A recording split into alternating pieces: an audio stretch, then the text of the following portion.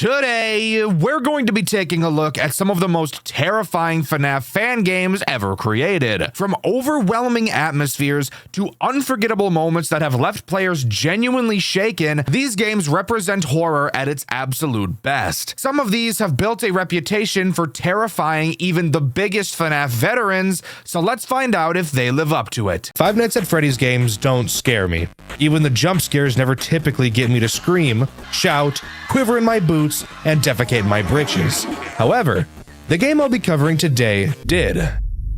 Not only that, but this game, this masterpiece, is probably one of, if not the coolest Five Nights at Freddy's fan game I've ever played.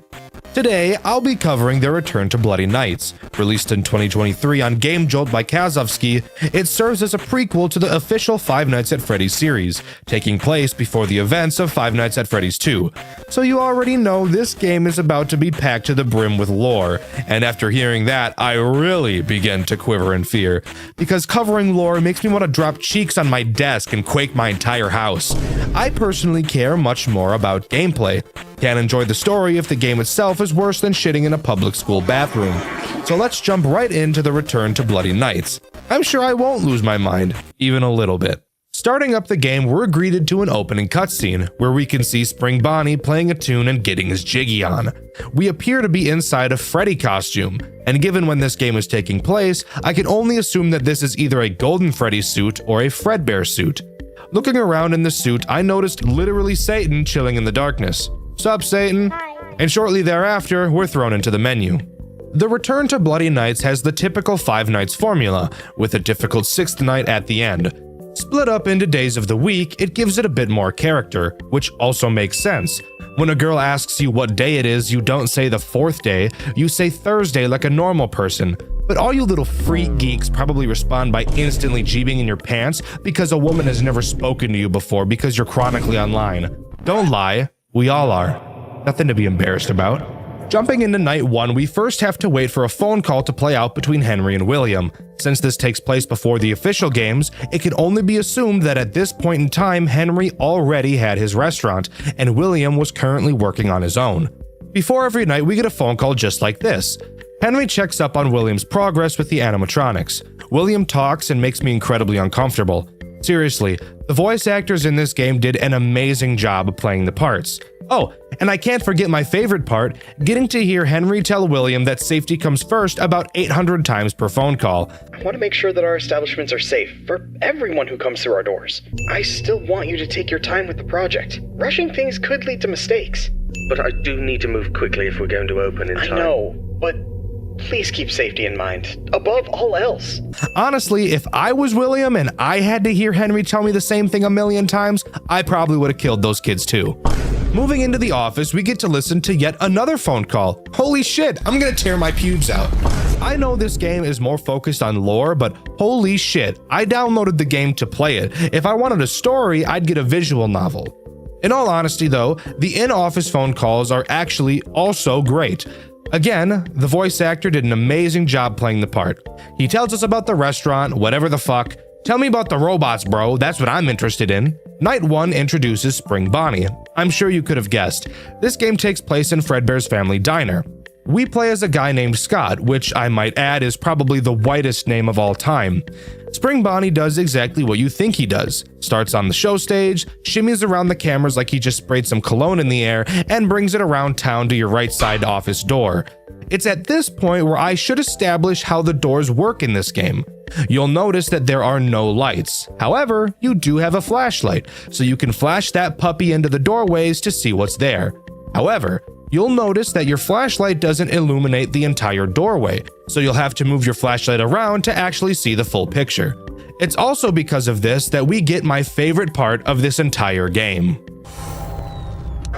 Oh my fucking god! Holy shit! Oh my god, that was fucking cool as shit! Oh my god, bro. Holy shit, that was awesome. The moment I saw this, I thought to myself, yep, for sure. This game's getting a white video. The fear in my voice in that clip was genuine. I know a lot of creators on this site like to fake and hype up their reactions because it makes good content, but if you watch my second channel, Dxtr Black, you'd know that all of my reactions are real, so not often will you catch me getting scared like that. But hot damn was this cool. As I'm sure you could guess, when you see Spring Bonnie in the doorway geeked out of his mind, you need to close the door and wait for a sound cue letting you know he's left. With only one animatronic, I'm sure you could guess that this night is incredibly easy, so let's move on to night 2. Night 2 introduces Fredbear. He acts the same way as Spring Bonnie, except he attacks the left door rather than the right. Since that's pretty boring, let's talk about the cameras and why I think this game does animatronic movement correctly compared to other games. Something I've noticed in a lot of FNAF games is that characters have a path. No shit, that's how it's always been. But you'll notice in most games that this path is very basic. For example, I move from camera 1 to 2 to 3 to 4 and then arrive at your door. Very basic. This game and a few others do something really cool. Rather than just appearing in one camera and teleporting to another, the characters in the Return to Bloody Nights will instead have multiple phases on each camera, kind of like Foxy from Five Nights at Freddy's 1, wherein, if you're watching the cameras, you will see Spring Bonnie, for example, go from the show stage to standing off of the show stage, and then he'll transfer to another camera, and in most cases, each character has at least 2 phases on each camera that they enter, which really gives a feeling of realism to the game, as it seems like you actually get to see the characters walking around rather than just teleporting from camera to camera like most Five Nights at Freddy's games. Another game that pulls this off really well is A Bite at Freddy's, a FNAF fan game I've covered on this channel, and you can watch my review of it after you finish this one. It's a fantastic video if I do say so myself, which I do. Anyways, on to Wednesday, which introduces 3 new threats, those threats being, hold on a second, 3? 3 new threats in one night? Did I read that right? Hold on, let me check. Oh my god. Yeah, that's right. 3 new animatronics become active on this night. God damn. Talk about going from 1 to 100 in a fraction of a second, good lord. Well, let's start going over them, shall we? Starting with the least infuriating of the 3, we have the puppet. An area of your office I have yet to mention is the prize corner, which is directly behind you. Here, you will be able to see prizes. Who would have thought? This is also where you can see a bunch of fun references like Sonic, FNAF, Cuphead, and a bunch more. I had a lot of fun pointing out as many references as I could while playing, which you can see in my full playthrough on my second channel, Dxtr Black. The puppet has a chance to appear at any time throughout the night behind you in the prize corner. It doesn't move through the cameras, so there's no way to predict when it's going to attack. However, thankfully, it does play a sound cue that lets you know it has appeared behind you, telling you to get off that computer call and kiss it on its hot mouth. When you hear this bell jingling sound cue, you have to quickly whip around and find it in one of 3 locations with your flashlight. Once you find it, it'll quickly hide away like a bitch and you're free to continue. The puppet is really never a problem throughout the nights, acting more of an annoying distraction than a real threat. But now, I get the misfortune of talking about the other 2 threats that this night places in my anus. So let's cover the spawn camping dickhead Fredbear 2.0. Fredbear 2.0 doesn't appear on the cameras. Instead, he appears right outside of your right door. That's where he starts. Yeah, he begins the night already outside of your door. And that's the furthest away he'll ever get from you. Isn't that just the worst thing you've ever heard in your life? I think I'd rather be diagnosed with butthole cancer. Fredbear 2.0 has multiple phases before his actual attack. You'll have to constantly flash your light in the left doorway to check his progress, which takes your attention away from a crucial character you need to watch on the cameras, whom I will talk about in a moment. As he gets closer and closer, you'll get to hear him talking right in your fucking ear, which is a pain in the ass because I'm trying to listen for movements and bell jingling at the same time. So I'd really appreciate it if you'd hop off my cock. When Fredbear 2.0 gets to your door, he will crouch down to try to get in, which, by the way, looks crazy cool. I love animations like this in FNAF games. It adds so much life to them. Something you'll notice about Fredbear 2.0 in comparison to the other animatronics that attack your doors is that he appears to linger at them for much longer than the others. You wouldn't be crazy for thinking that either, because he does. When Fredbear 2.0 crouches down, he won't instantly enter your office like Fredbear and Spring Bonnie do. Instead, he'll wait about 8 seconds before actually attacking you, giving you time to check on the puppet and Mr. Dickhole, who I'll be covering next. That may sound like a nice gesture. Aw, he's giving me time to worry about my other problems. What an emotionally intelligent guy. No, this guy is a dick. Something I should mention is that there is no power system. However, there is generator heat. What causes the generator to go up?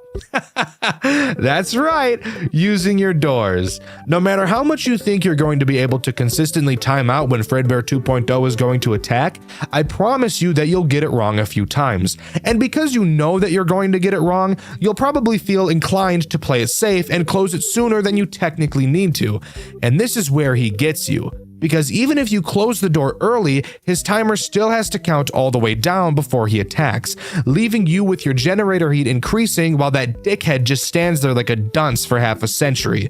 On later nights, you'll be getting attacked pretty frequently, so having this guy waste even a few seconds with your door closed can be the cause of a run to end later down the line. Alright, I can't put it off any longer. I need to talk about the most infuriating character in this entire game. Spring Bonnie 2.0. Spring Bonnie 2.0 acts much like the original, slowly creeping his way through your cameras until he can reach your office. But there's something interesting to note about him. While he's on the cameras, you can see that he's covering his face often, almost like he's playing hide and seek. And the reason for that? It's because he literally is playing hide and seek. When his robot AI was being designed, they made a hide-and-seek function that was meant to be used to play with the kids, but instead it's being used to play with my ass like a bongo drum. That doesn't sound too bad, Dexter. I think you're overreacting. No. Bullshit. No, I'm not. Unlike Spring Bonnie, Spring Bitch 2.0 doesn't appear in your doorway. Instead, he'll just pile drive in. So the key is to watch the final camera he appears on. He has 3 phases in this long hallway, the final of which has him close up and personal to the camera. Once you see him there, he will run out of frame, and you need to quickly close the right door before he busts in and then busts in you.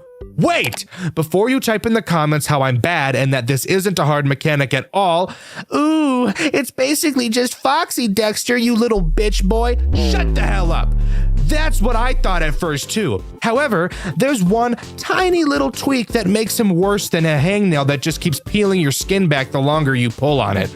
Unlike Foxy, who, when you look at him in the hall, his animation starts playing and then you close the door and the cycle continues. Simple. Nope. Not Spring Bussy 2.0. He's different. When you look at him on the cameras in his final phase, he won't immediately play his animation like Foxy does. Instead, he's kinda like Fredbear 2.0 in a way, where he has a timer for when he'll actually attack, bringing up the same issue as Fredbear 2.0, where you'll probably end up closing the door earlier than you need to and building up your generator heat. Mixing these two characters together is gruesome. Introducing them both at the same time, on top of another character that demands your attention consistently, downright vile. I'd rather stick my willy in the exhaust pipe of a running motorcycle than deal with these two douchebags ever again in my life. There is one final threat I have yet to mention, but because of the strategy I used to beat this game, I actually never encountered them, that threat being the Golden Cupcake. According to the wiki, he only appears on the 3rd night. Amazing! Fuck 3 threats introduced at the same time, why not 4? He has a chance to appear on any camera, just acting as a visual annoyance. To get him to move, just switch to another camera and he'll disappear. I'm guessing because my strategy only had me using 1 camera throughout the entire night, it never gave him a chance to spawn. I'm not totally sure, and again, the wiki says he's only active on night 3.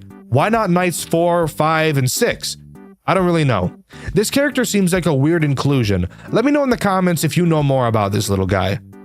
Hey there, Future Dexter here, coming in to inform you with some much needed corrections for something I mentioned earlier. I made a whole big point about introducing Fredbear 2.0 and Spring Bonnie 2.0 at the same time. Apparently I'm retarded.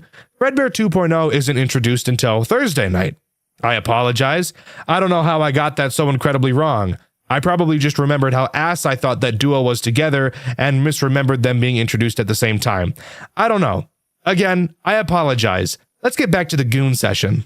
The remainder of the nights are just more difficult variations of each other. No new characters are introduced. Something crazy you'll notice, however, is the incredible spike in difficulty after Wednesday. Who would have thought being bombarded by AIDS can do a real number on you? This is actually the most common criticism I've seen of this game. The difficulty curve isn't a curve, it's a steep cliff that you're at the bottom of. I recognize why people feel this way, but guys, I was able to beat it. You know, the guy that's actually probably the worst FNAF player of all time. If I did it, you can do it. I promise. Oh, something I decided to not talk about was what happens after each night. Every time you complete a night, we're put into a cutscene where Scott, which again is our character, is scanning the animatronics for paranormal activity. I'm not sure what the name of the device he's using is, but this is what he's doing. I know that because I know how to use context clues. Also because the wiki told me that's what he's doing here. Remember those phone calls I talked about at the beginning of the video? If I want to cover the lore, it's important I talk about those phone calls a bit more. I know. Ugh, Dexter's talking about the lore in a game. He's really bad at that. He's only funny when he's talking about the gameplay. I know, trust me. I'm gonna try my best though, because the story in this game is honestly really, really cool, and I want to share it with you all. I don't want to be like some other game reviewers who tell you to just play the game for yourself to learn more. You're watching reviews to get a review. If you wanted to play the game, you'd just do that. You don't need me telling you to go play it. Night 2's phone call reveals that William has gotten a divorce, and apparently some of the workers are concerned that he's drowning himself in work. Henry tells him that safety comes first. Thank you, Henry. I would have never fucking guessed. Wednesday's call, William begins to brag about his new child-friendly animatronics. These animatronics he's talking about are Fredbear 2.0 and Spring Bastard 2.0. William reveals he's been studying child psychology. Uh-oh. In this day and age, there's only one direction this could be going. Just kidding. This isn't Dormitibus. It's not about to get weird. Afton claims his divorce is taking a toll on his mental health, but he's focusing on work to distract himself. Henry opens up about his feelings like a man never should. Some bullshit about how his only child Charlotte means so much to him, blah blah. Who cares, bro? I'm building fucking robots. That's way cooler than your lame-ass kid who can't even wipe her own ass properly. Thursday's phone call reveals that William wants to distance himself from his two sons and focus more on Elizabeth. I also noticed in this phone call that Afton seems a lot more passive-aggressive. Looking back on it now, that probably has something to do with his mental health. But while I was playing, I was rooting for William during these calls because of how sick and tired I was of Henry mentioning safety for the 200th time in a row. Additionally, on Thursday night, we learned that the diner is being shut down due to the disappearance of 6 children. I wonder who could have done that. Friday's phone call gets dark. Henry's daughter fucking died. RIP! Afton doesn't really seem to care. I'm with you there, William. Afton mentions he has to do something, and Henry tries to tell him to not do anything that might have negative consequences. William brushes this off as it seems he's too far gone. I'm assuming that these things that need to be done are the killing of the 6 kids. It's then around this time that William stuffs one of the kids, Cassidy McKay, into the Fredbear 2.0 suit and leaves her to rot inside Fredbear's family diner. Isn't it crazy how fucked up FNAF games are? I often forget how disturbing the actual story is when I'm making videos about these games.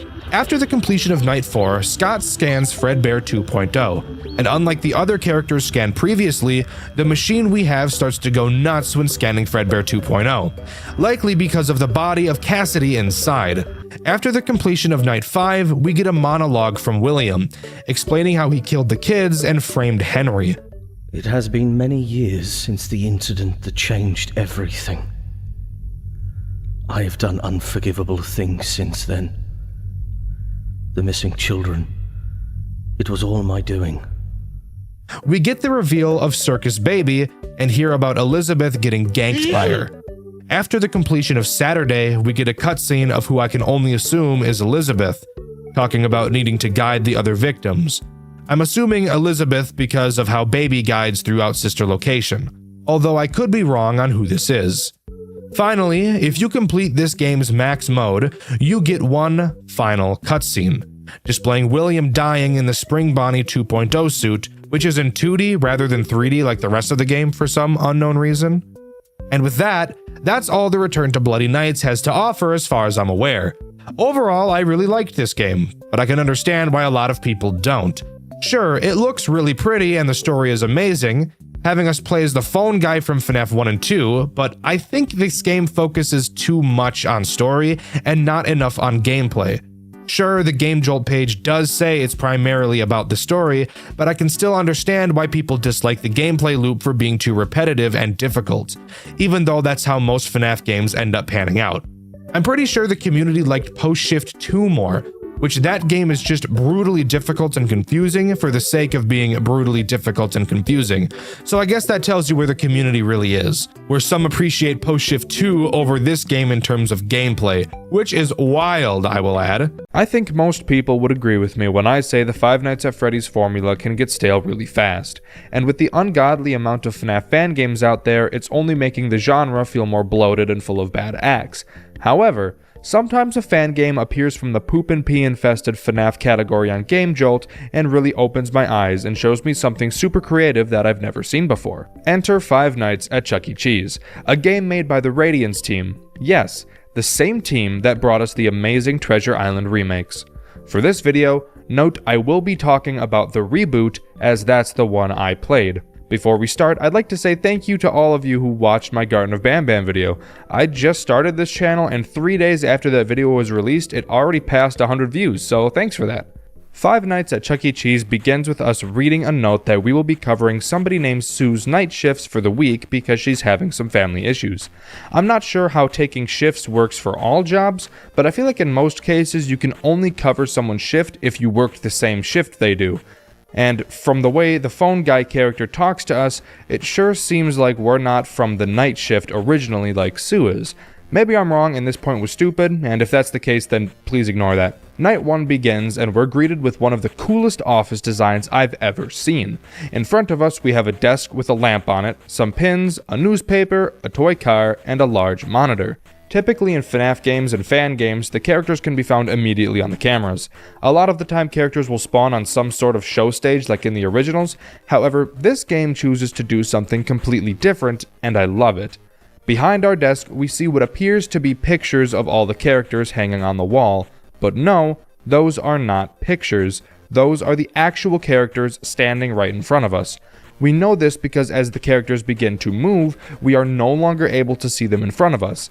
When I first played through this game and I couldn't see anyone on the cameras, I was really confused, but then Chucky disappeared from what I thought was a picture frame.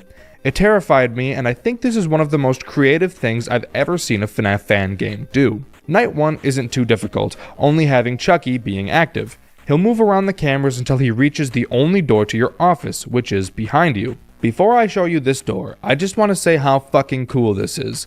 Not only do we get the comfort of knowing which characters are active and knowing which ones we have to worry about right now because of the stage in front of us. Now, the game is actively forcing us to turn our backs to these characters, which we know are quite literally feet away from us. Before Chucky gets to the door behind you, I said he moves around your cameras. Unlike Five Nights at Freddy's, where the animatronics show up on the cameras and can easily be found, and typically don't really seem to know the cameras are there, the animatronics in Five Nights at Chucky's know that the cameras are on and that you are watching them. Because of this, you'll see a lot of the characters often crouch down and duck behind things, almost like they're hiding and hoping you don't see them. This is such an amazing and creepy touch that it just makes the demeanor of the characters all the more scary. It seems like they're very much conscious and are capable of making their own decisions. When Chucky gets to your door, he does something a little different than the usual FNAF character would. Rather than just standing at the door, again, when you flash your flashlight into the doorway, Chucky is crouched down. And if it wasn't for a sound cue he made, you might actually miss that he's there. Since there's not just one state that he can be in, he'll actually hide in multiple areas in your doorway in hopes that you don't see him. Side note, as I was doing research for this game and writing the script, I learned something about the animatronics in this game. I said the characters crouch down, but that isn't exactly true. Turns out the characters perform in these small boxes that we see in our office and are never actually supposed to be able to move around. Because of this, the animatronics don't actually have legs, so no, the characters aren't crouching in the cameras, they're actually dragging themselves around in order to get to you, which actually makes the situation you're in all the more horrifying. Anyways, When Chucky appears in your doorway, you have to close what this game calls the gate. It's very similar to the normal FNAF doors, but a little different. Rather than just punching a button and having the doors close, you have to pull and hold down this lever to close the gate. But it doesn't close immediately. You're forced to sit and watch the gate slowly close, knowing that a very dangerous threat is only feet away from you. This thought alone makes an act that should be simple and thoughtless feel incredibly intense. I said that Chucky has a sound cue for when he appears at your doorway, but it's actually multiple sound cues that will play at random whenever he arrives. Now, you may be asking, what's the sound cue he makes when he leaves? Well, if this situation wasn't already butthole puckering enough, Chucky makes no sound cue letting you know he's left your doorway, and you can't flash your light when the gate is down. Meaning in order to check if he's still there, you have to let go of the lever and flash your light, leaving yourself vulnerable to attack. This whole system has been designed so well, I don't really have the words to describe how much I like it. Dealing with Chucky is terrifying almost every time you have to do it, and that's saying a lot considering how often he shows up at your door. On the upside, there's no power, so you can hold down your gate and use your cameras as much as you'd like with no need to worry. Once the time hits 6 AM, the night is over, and we move on to the second gameplay loop this game has to offer, the storage segment. The storage segment is a small minigame that plays in between each night. The idea is exactly the same as the plush trap minigame from FNAF 4, allowing the player to skip 2 hours of the next night, which in this game, trust me, is very helpful, as this game did not ask for consent before it railed me in the ass. Maybe I'm just really bad at FNAF games, but this game is actually really hard. Anyways, the post-night requires you to find a certain number of items on a large shelf, while a character named Krusty the Cat stalks you from behind. Krusty will play a sound cue every now and then notifying you of his location, and you'll have to turn around and flash him with your light to make him go away. When he does, he'll play one of an assortment of sound cues. After collecting all the items, the post-night is over and the next night can begin.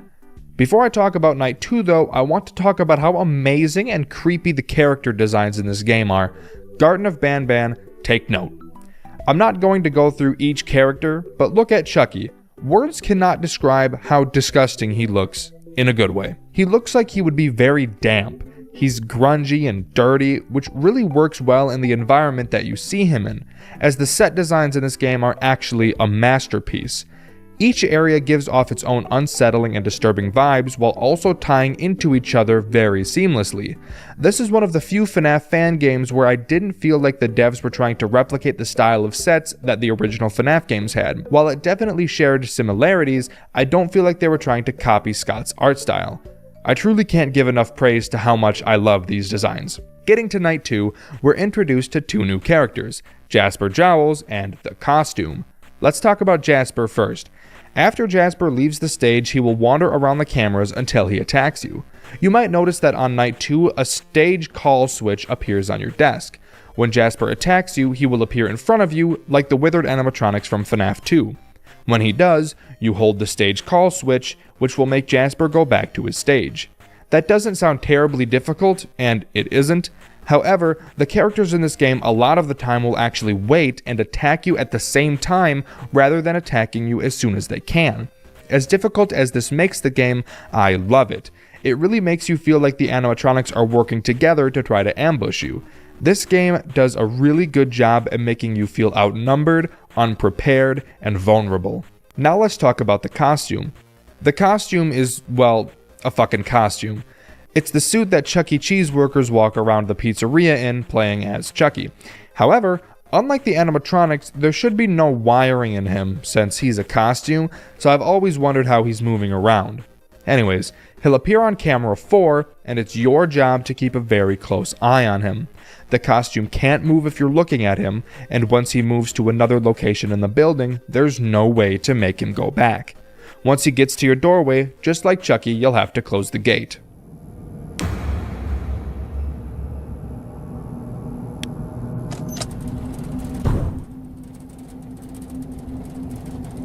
Oh, I'm sorry. Did I say you closed the gate to keep him out? I apologize because he won't let you. This single moment right here is the reason why I chose to make a video on this game. The actual fear I got when I first saw this while playing left a mark on me that no other FNAF game, or any horror game for that matter, ever has. The costume will never kill you. He'll just stand outside of your office and prevent you from ever being able to close the gate. The most terrifying part is he's playing with you.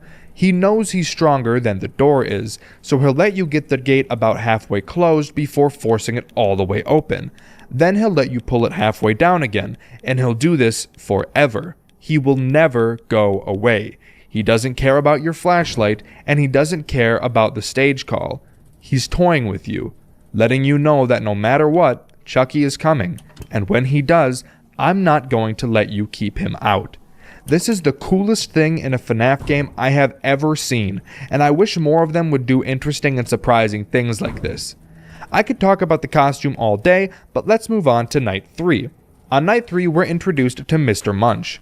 Mr. Munch will occasionally leave his stage and appear on one of the cameras. When he does, you have only a small amount of time to figure out which camera he's on. Once you find it, he'll go back to his stage. His mechanics alone are super simple to deal with, but now we actively have a character that prevents us from looking at the costume. Since there's no power, and Chucky and Jasper both have sound cues for when they're attacking, I'd just sit on camera 4 and watch the costume until one of their sound cues played. This made it so that the costume almost never had a chance to move, but with the addition of Mr. Munch, now there's a character that actively forces me to look away and give the costume time to move around. This is such a simple mechanic that was executed beautifully. Honestly, the Radiance team is so talented, I can't wait for their future projects. Night 4 introduces Helen Henny. If the way these characters behaved didn't make you feel like they were working together to catch you already, then Helen will definitely make you think that way. Helen works almost the same way as Jasper. Once she leaves her stage, she'll move around the cameras before attacking you in your office. However, rather than standing in front of you, Helen will only appear when you're looking at the door. She almost exclusively attacks at the same time as Chucky, so after you deal with him, you turn around to find no one. This is because Helen doesn't stand in front of you when she attacks. She'll stand right on either side of your office, and since for a majority of the game, everything you need to touch is in the middle of your screen, you actually can't see Helen when she's in your office unless you go out of your way to check both sides. This is such a cool fucking mechanic. Even though she does the same thing Jasper does, she does it in such a unique and different way, it might as well be a completely different mechanic. If Radiance didn't already have enough praise from me, this right here adds even more. Night 5 introduces, in my opinion, the most disappointing character in the main game, Pasquale. He's not disappointing because of his design, quite the opposite. I think his design is actually one of the best. It's disappointing because of his mechanic. Compared to the other characters in the main game, Pasquale is pretty boring when it comes to how he plays. At some point of the night, when you lower your camera, he may twitch for 3 seconds. When he does, you have to do a stage call. If you don't do that in time, he leaves his stage for a brief moment and then jump scares you. That's it. He doesn't move around the cameras and he doesn't team up with another character. He just feels so out of place. It feels like he was just a filler character because 5 stage characters are more interesting than 4. Maybe I'm wrong, and maybe people think Pasquale is the best character in this game, but to me he just seems so underwhelming compared to how interesting and unique the rest of the characters are. And there we go. That's the completed main game. Of course, there's still more to talk about, but I just want to say how amazing of an experience the main game is to play. Night 5 alone took me about half an hour to beat. It's super hard, but I think that suits the game perfectly. Never in my playthrough of the main game did I feel like I lost because of RNG. It always felt like I was just outsmarted by the animatronics, which is what I think Radiance was going for, or at least is what I hope they were going for. They did a fantastic job at crafting this game, and even with how disappointed I was with Pasquale's mechanics, I still think overall the main game is a masterpiece. Now we can start talking about the challenges in this game. Rather than going over each of them, I'm just going to talk about True Nightmare mode, this game's all 20 mode. I'll admit it here and say I myself did not beat True Nightmare, so for this segment, all gameplay you see will be from Shooter25, one of the most talented FNAF challenge runners of all time. Which is why you'll see this mouse icon on the side of the screen. It's something Shooter adds to his videos, and I think they're a really nice touch. Good job, Shooter. The fact you were able to complete this is astonishing. Let's go over each new character that is added in this mode alphabetically. The first new character is Dolly Dimples. She will appear in front of the player and sing. You have to hold down the control button to prevent her from deactivating your stage call switch. I love the idea of another character preventing you from doing something you need to do. I love how Mr. Munch prevents you from looking at the costume, and I love how the costume prevents you from closing the gate. So a character preventing you from using the stage call switch, in my opinion, is a great addition. However, I wish the way she prevents it made for a more interesting game mechanic. I totally understand there's not a whole lot of ways to add new unique mechanics in a game that doesn't have a whole lot of options, but I feel like the Radiance team could have thought of something a little bit more interesting than just another music box mechanic. However, this is a challenge mode, and for that reason, I'm not going to give this game much shit for it. Modern Chucky is another character added in the challenges. He works almost exactly the same as normal Chucky does. He'll make his way to your door and play a sound cue. Then you'll have to close the gate until he goes away. However, I actually think modern Chucky is a lot easier to deal with than regular Chucky is. Now, I know I said I never beat True Nightmare, but I did pour about 2 hours of attempts in. First off, modern Chucky plays a sound cue when he leaves, unlike regular Chucky, so that alone makes him a little easier. But he's always faster than regular Chucky is. You might think that would make him harder, but it really doesn't. On True Nightmare mode, his time to kill is 6 seconds, and that speeds up as you're closing the gate. Unlike regular Chucky, modern Chucky doesn't care how far the gate is closed. He just cares if the gate is closed or closing when his kill timer ends. Which means, yes, he will leave even if the gate has only been closing for half a second. I understand why he's like this, because if he wasn't, beating him would be almost impossible, but it doesn't make sense that he'll give up even if the door is still open enough to the point where he wouldn't even have to crouch to be able to get in, but that's nitpicky. The next character is Munch Jr., and well, he's a character alright. By far my least favorite character in the whole game, simply because his mechanic, I feel, is the laziest. Munch Jr. will randomly appear in your office sometimes, and when he does, you'll have to find him and click on him. If you don't click him fast enough, the next time you lower the camera, his stupid fat ass will sit on it and prevent you from opening it again, meaning Mr. Munch will absolutely eat your ass next time he attacks, and the costume will be free to fuck with your door as much as he wants.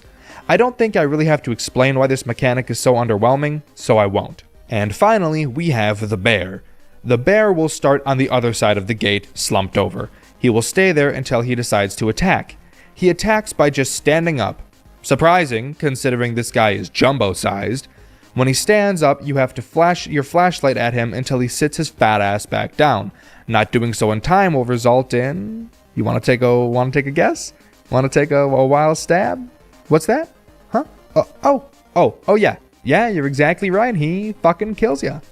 Overall, another mechanic I'm not super wowed by, but again, I understand that they were adding characters to the gameplay loop from the main game, and that, in terms of adding new characters, there wasn't a whole lot of options for them, so again, not going to give them a whole lot of shit.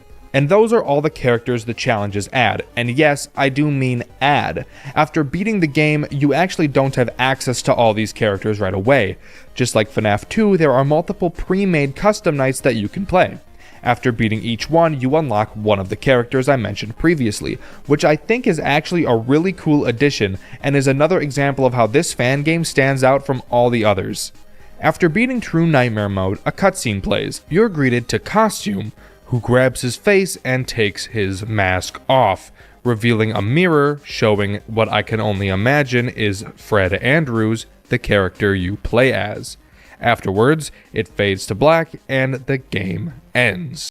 Alright guys, the slander is ridiculous. I do not have a Coke can wiener, and I can prove it. I had a lovely fan redraw me.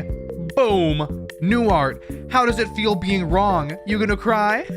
Yeah, you gonna piss your pants because I don't have a penis? Yeah, I was castrated. What are you gonna do about it? Anyways, Jaja, thank you so much for drawing these new poses. I think they look amazing, and I hope all of you get a kick out of them too, and I stop getting comments about my character Skaggs having an absolute sledgehammer penis. I just had to address that. Go follow her on Instagram, link in the description. Let's get to the video. If you've ever played any of the games from the Souls series, you'd know that a lot of the time the bosses, while being incredibly difficult, tend to be able to be broken down into pattern recognition, and once you understand a boss's pattern, beating them becomes much easier. The FNAF game I'll be talking about today feels the same way. Today, I'll be talking about Mary's Arcade, a FNAF fan game that, in its own creator's words, is, quote, a short, simple FNAF game that wasn't overly dependent on story, avoids using FNAF mechanics like doors and masks, and doesn't rely on randomness or luck, just complete skill, end quote. It was that final part about no randomness or luck that really grabbed my attention, since luck and RNG is the main reason I end up disliking FNAF games. 1020 mode in FNAF 2 is the prime example, but of course, fan games are guilty of this as well. I'm excited to dive into Mary's Arcade. I'm sure there will be no complaining from my end at all, and I'll be totally calm the entire time and will never go feral. Grab a snack and a drink, there's a lot I want to talk about. Mary's Arcade begins with us naming the Night Guard, something that I haven't seen other FNAF games do before.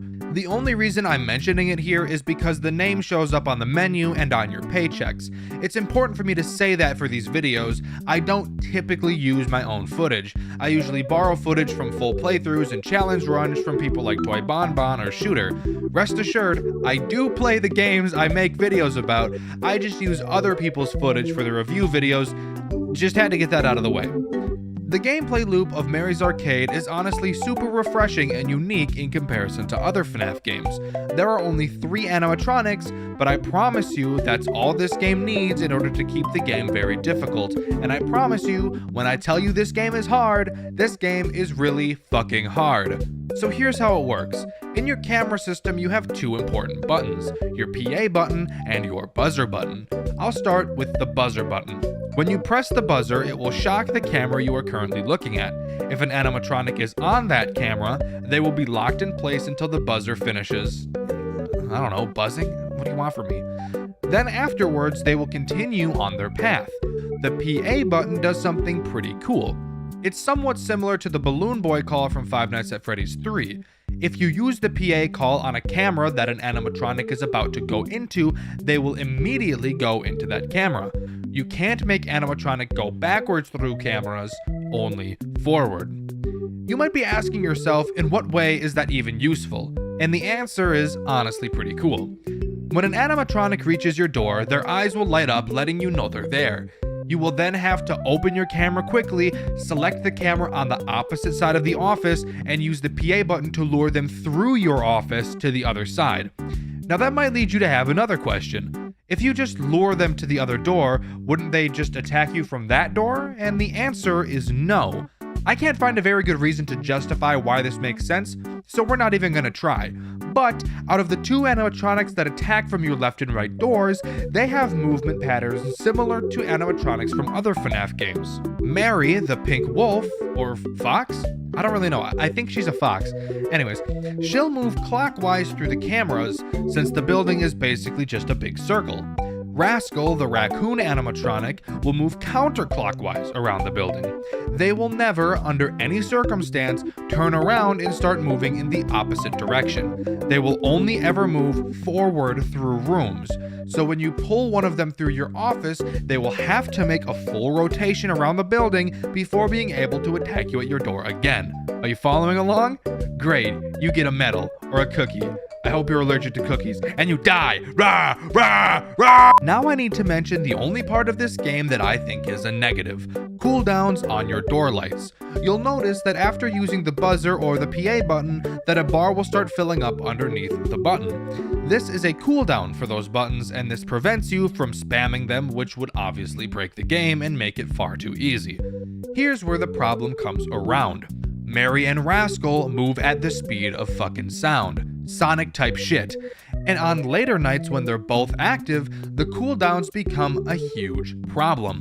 Because once you use the PA button on one of them, the other will reach your office well before your PA cools down. So, what's the remedy for this?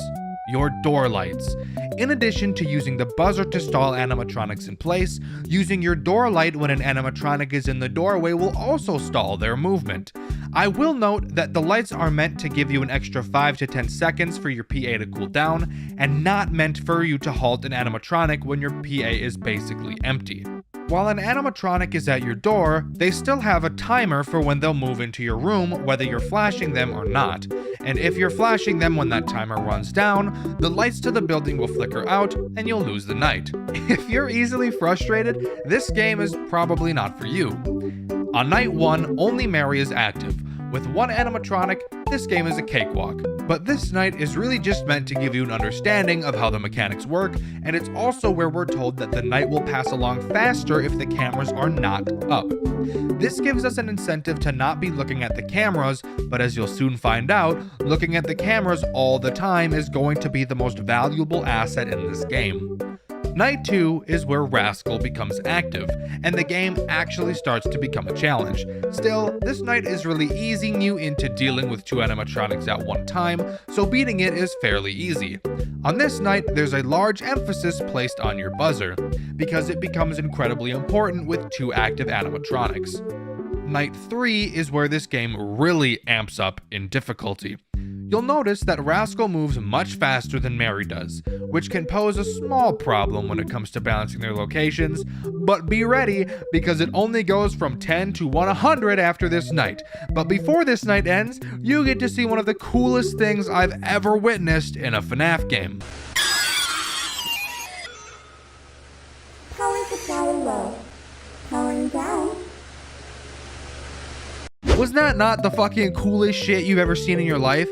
A scripted cutscene that makes you think you lost? It's so cool! And I think the only reason why it left so many people, including myself, as shocked as it did, was because it completely breaks the Five Nights at Freddy's norms.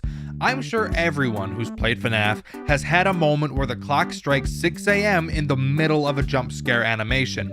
It's a rare occurrence, yet it somehow still happens to most of us. And this game takes that concept and creates its own cutscene out of it.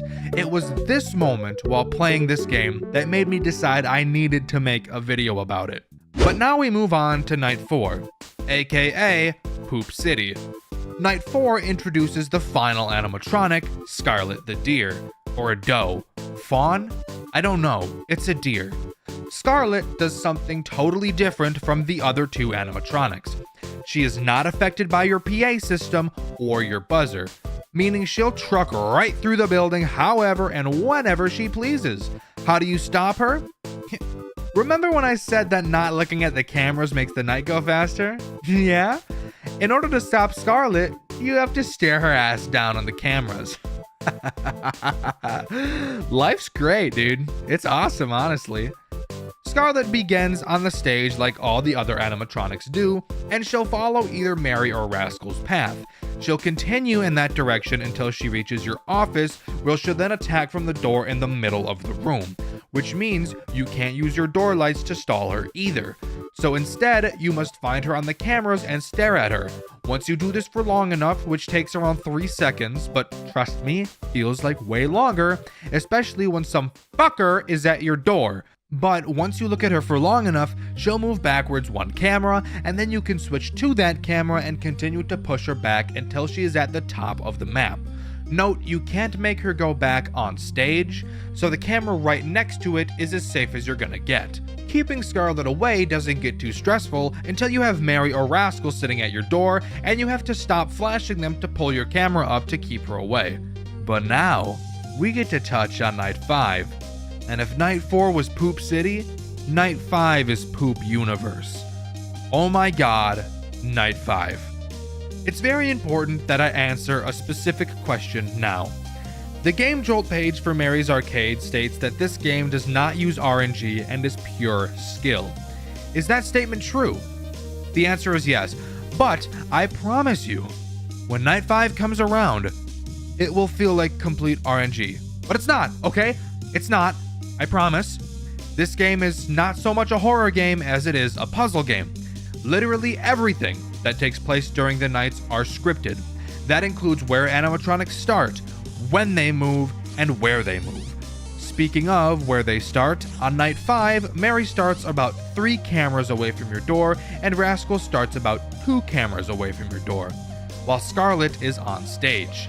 Immediately, right out of the gate, you're at an enormous disadvantage. If you do nothing, within the first 10 seconds, Rascal will already be at your door.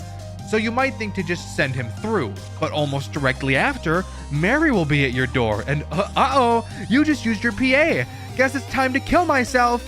So then you think, okay, here's the strat. The moment the night starts, I'm gonna buzz Rascal and let Mary hit my door. I'll send her through and then stall Rascal with the light, which should give me just enough time to send him through before the lights go out. But uh-oh, fucker, you forgot about Scarlet, and now she's in your asshole. Okay, same strategy, except this time, after sending Mary through, we find Scarlet and send her back to the starting position, but oh shit! Rascal's at the door, so opening my cameras to move Scarlet now becomes super risky, and I'm fucked in the butthole again. Night 5 of Mary's Arcade is the bane of my existence. The piss in my pants and the shit in my britches. It took me over 2 hours of attempts to figure out the pattern of this night's puzzle. Again, everything is the exact same every night. Literally no RNG in the timings. So I started to develop a strategy. I needed to figure out exactly how Scarlet worked, and I'm pretty damn sure that I have. So, the night begins and Scarlet is in her start location. On night 5, she will start by going left, the same side that Rascal goes. I know that my timing needs to be tight and precise, so my plan is to buzz Rascal on start immediately, let Mary through, and stall Rascal at the door with the light until my PA system is ready to then let him through. Since I have to be in the bottom right corner camera to let Rascal through, I need to make sure that Scarlet will be there, so that the moment I open the camera to let Rascal through, I will retroactively immediately push Scarlet away from my door. But we just established that she's going left, so what do we do? Well, if you push Scarlet to the main starting room, she will begin to attack the opposite side. So in night 5, she begins by going counterclockwise. So if before Rascal reaches my door, but after I let Mary through, I push Scarlet back to the main room, she will then begin to move clockwise. This gives me time to stall Rascal while she moves. However, while stalling Rascal, I will have to make one risky move. If I leave her totally unanswered, she will kill me before my PA system refills, so I have to push her back at some point. Now, one might think, if you push her back, she'll start going in the wrong direction, and we've already established that I want her to be in the bottom right corner camera by the time I send Rascal through.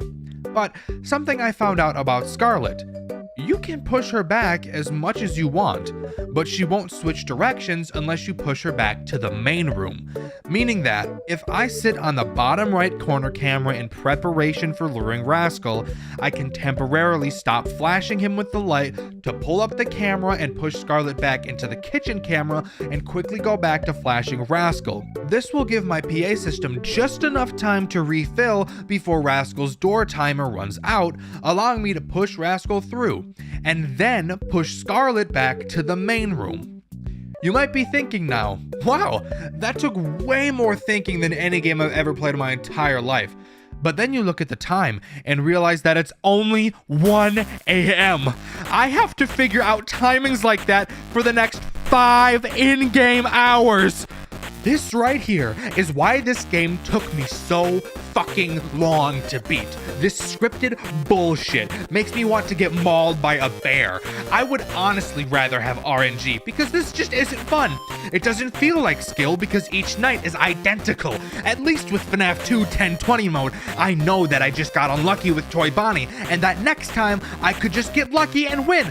But not with Mary's Arcade. Mary's Arcade is nothing but trial and error, spending 30 minutes figuring out a pattern, die, spend another 10 minutes solving the new problem, die, do it again and again and again until you realize that fucking 2 hours have passed and you've only solved up to 4 a.m. with a goddamn night. And then I get the displeasure of talking about 5 a.m. Oh, 5 a.m. You big, stinky, fat, smelly, sweaty, sticky, ugly, stupid, dumb, idiotic, brain-dead, moronic bitch.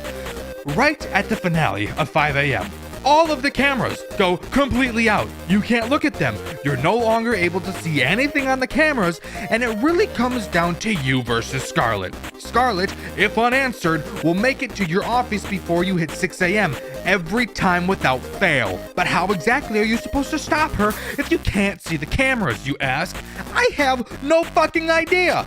It was ironically sheer luck that I didn't die to her on my final run. My idea was that even though I couldn't see her, she was still there, meaning that if I knew where she was before the cameras went out, I could still land on the camera she was just on, wait for the camera to flicker letting me know I pushed her back, then continue to push her back to the main room and just camp that camera and wait to win, since Mary and Rascal showing up during the game's final desperation to keep me here was very, very uncommon.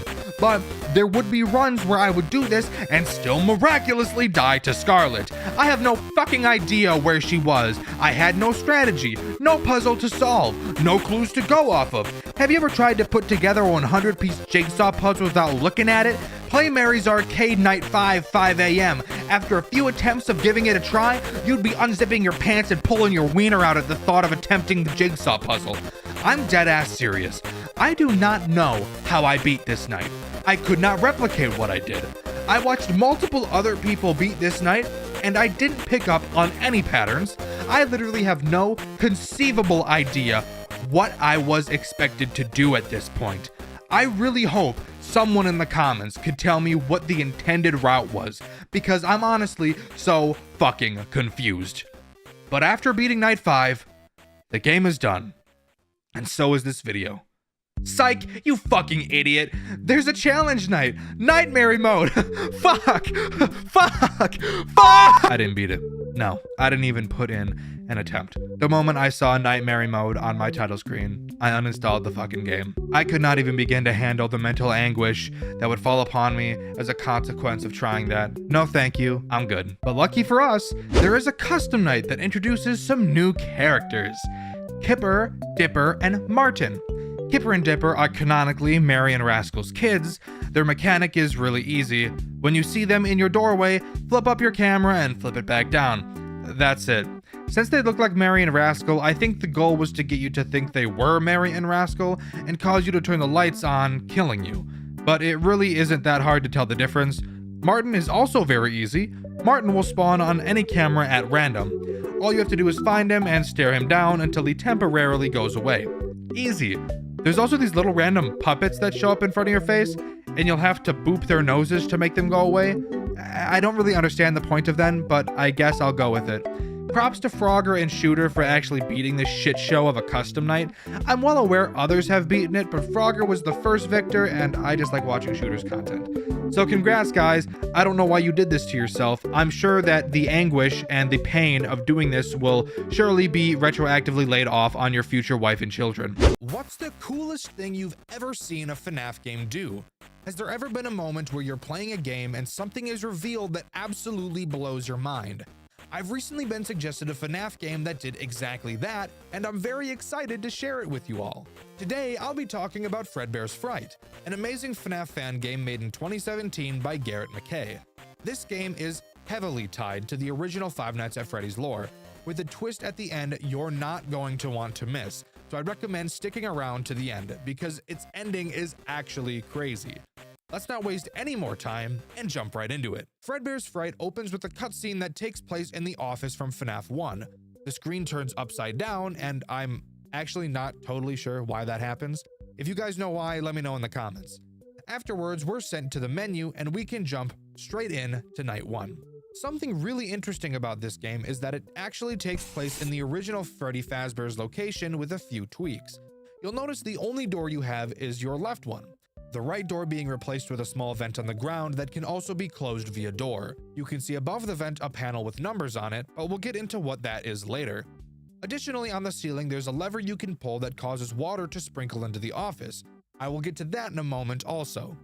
The animatronics in this game are mostly original aside from the two main ones, those being Dismantled Spring Bonnie and Dismantled Fredbear. We'll talk about Fredbear later because on Night 1 only Dismantled Spring Bonnie and scrapped Mousiki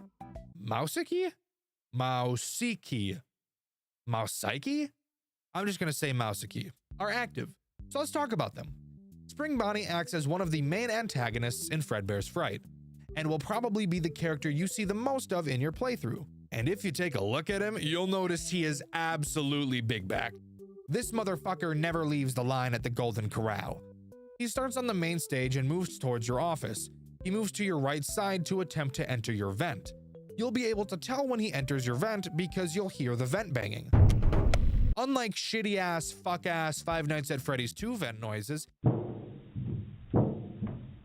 there are actually different noises for different circumstances so that you can actually tell what's going on, which I'm sure everyone can appreciate.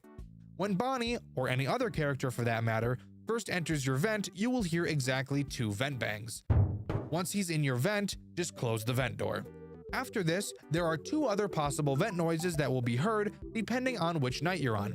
If you hear just a single bang, that means whatever is in your vent has left, and you're safe to open the vent door. However, if you hear more than 2 vent bangs, that means that whatever was in your vent just swapped places with someone else, and you should keep your vent closed. This is so incredibly helpful, it cannot go unnoticed.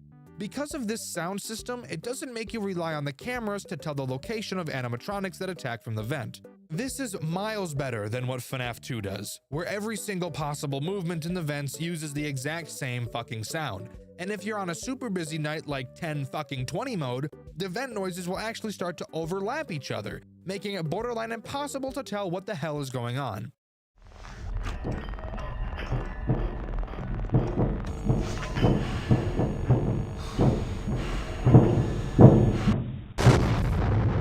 Now let's talk about Scrapped Mouseikie. Mouseikie is only ever visible on 2 cameras, camera 7 and camera 6.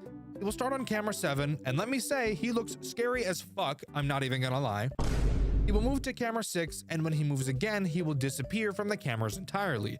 Shortly after, you'll be able to find him at your left door when using the door light. What the fuck? All you have to do is simply close the door, and he'll promptly piss off. Mouseikie will almost never be a real problem until later nights with a certain character I'll talk about later. Get to 6 AM and congrats, you're ready for night 2. After most nights in Fredbear's Frights, you will have to play an 8-bit classic FNAF minigame. The first minigame has you play as Fredbear on a stage with Spring Bonnie. You'll sing to the children for a short amount of time before the curtains close, and Purple Guy will come on stage and presumably turn the animatronics off. Oh boy, Pussy Guy is going to do something devious, I already know it! Anyways, on to night 2, which surprisingly doesn't have any of the animatronics that were active last night present. This night introduces 4 new characters: Dismantled Fredbear, the Hand Puppets, and Prototype. No, not the Prototype from Poppy Playtime. I don't know why I assumed you think it was. Probably because all you chronic gooners are brain rotted. Yeah, we'll go with that. Dismantled Freddy is one of the easiest animatronics to deal with. However, he can be pretty annoying when he attacks at a non-optimal time. Fredbear begins on stage just like Bonnie. He'll make his way to your office. But unlike every other character, you cannot prevent him from entering your office. He enters a room that you can't see on your cameras that's located behind your office. Once there, he'll wait for you to lift up your camera. You'll be able to hear that he's entered your office when you hear 2 thumps. Upon pulling your camera down, you'll be able to see him standing in front of you menacingly, and as tempted as you might be to immediately become physically affectionate with him, I encourage you to rethink your choices because you have to remember that he's a robot and not an actual living being that you can have relations with. This is where the sprinkler system becomes important. On the bottom of your screen, you'll see a water meter, indicating how much water you have left. When you pull the lever on the ceiling, water will start to rain down and decrease your meter. It's very important you don't use this water up because it's directly how you deal with Fredbear. The phone guy tells us that water will mess with the animatronics because, no shit, they're robots. He really didn't have to explain that one to us, but okay. So when Fredbear is in your office, just spray some water on him and he'll eventually go away. Something I want to mention is how unlikely it is that you'll run out of water. Even on the harder nights, I never had to deal with Fredbear more than like 3 times, and it doesn't take much water to make him go away. Safe to say, Fredbear is never a character you'll really have to worry about. That is, considering he doesn't show up when someone is at your door or enters your vent. You see, when Fredbear is in your office, you will be unable to interact with any buttons in your office besides the water lever. This means no closing the door, checking the hall light, or closing the vent door. I'm sure you can see where this could become a big problem. Let's move on to the hand puppets. There are two of them, a Spring Bonnie puppet and a Fredbear puppet, both of them being on the same camera. However, these two puppets move separately from one another, really acting as two animatronics. However, they function the same. Both act exactly the same as Spring Bonnie, going to the right vent and attempting to enter your office. You deal with them the same way as you do Bonnie, just by shutting the vent. The same vent noise system still applies with these two. And my theory for their existence is purely to force you to listen and understand the vent noises, which is something I think is actually really cool. The final character to talk about is Prototype. Oh boy, Prototype. Prototype acts as the Foxy of this game. Similar to him, he has several phases on Cam 1B.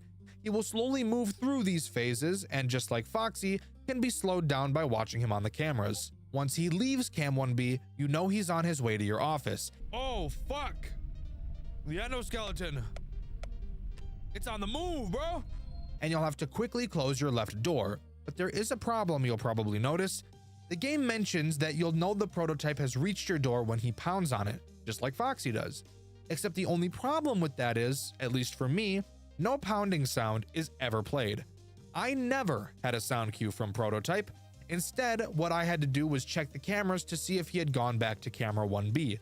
This wasn't really a huge issue for me overall, since I was constantly checking the camera throughout the night anyways, but I did probably end up losing way more power than I ever needed to. Something I want to mention about the power system, by the way. It's incredibly forgiving. You'll notice it decreases pretty slowly even when you're using a lot of power draining systems at a time. Power is usually something you'll never have to really worry about. Obviously, if you keep your doors closed all night, you're going to have a problem. But if you're playing normally, you probably won't even end up thinking about your power. But now, let's talk about Night 2's post-night minigame. In this game, you play as Foxy, dancing for the kids on stage before the curtain close, and Purpley Werpley fucks his shit up, ending the minigame. That's really it. Time for Night 3.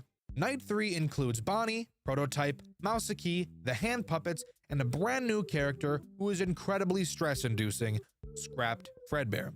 Scrapped Fredbear acts as an incredibly unique character that will cause more anxiety than driving right next to a semi-truck. Scrapped Freddy technically isn't a threat to you, at least lore-wise he isn't. According to the help menu, Scrapped Freddy doesn't actually want to hurt you. Scrapped Freddy works a lot like Golden Call from Dormitibus. He'll wander around the camera until he finds a phone. When he does, he'll call your office and give you a code to deactivate his AI. This is, again, according to his help menu, because he doesn't want to attack you, which I think is really interesting. When he calls your office and lists this code, you will have to use the number pad I mentioned earlier in this video to punch in the numbers. You don't have to press them as he's saying them, but once he's done reading off the code, he will hang up after a short amount of time, and if you don't have the code typed in by the time he hangs up, your ass is on the line and he's about to snort that shit. Typically, he gives you 4 numbers, but I've had him give me 5 or sometimes even 6. This can become very stressful, because you'll need to keep track of everything else going on, so you don't really have the time to put everything on pause just to focus on the code. So you'll have to keep repeating the code in your head so you don't forget as you're dealing with all of the other problems. Ooh. 5, 7, 4, 2, 5.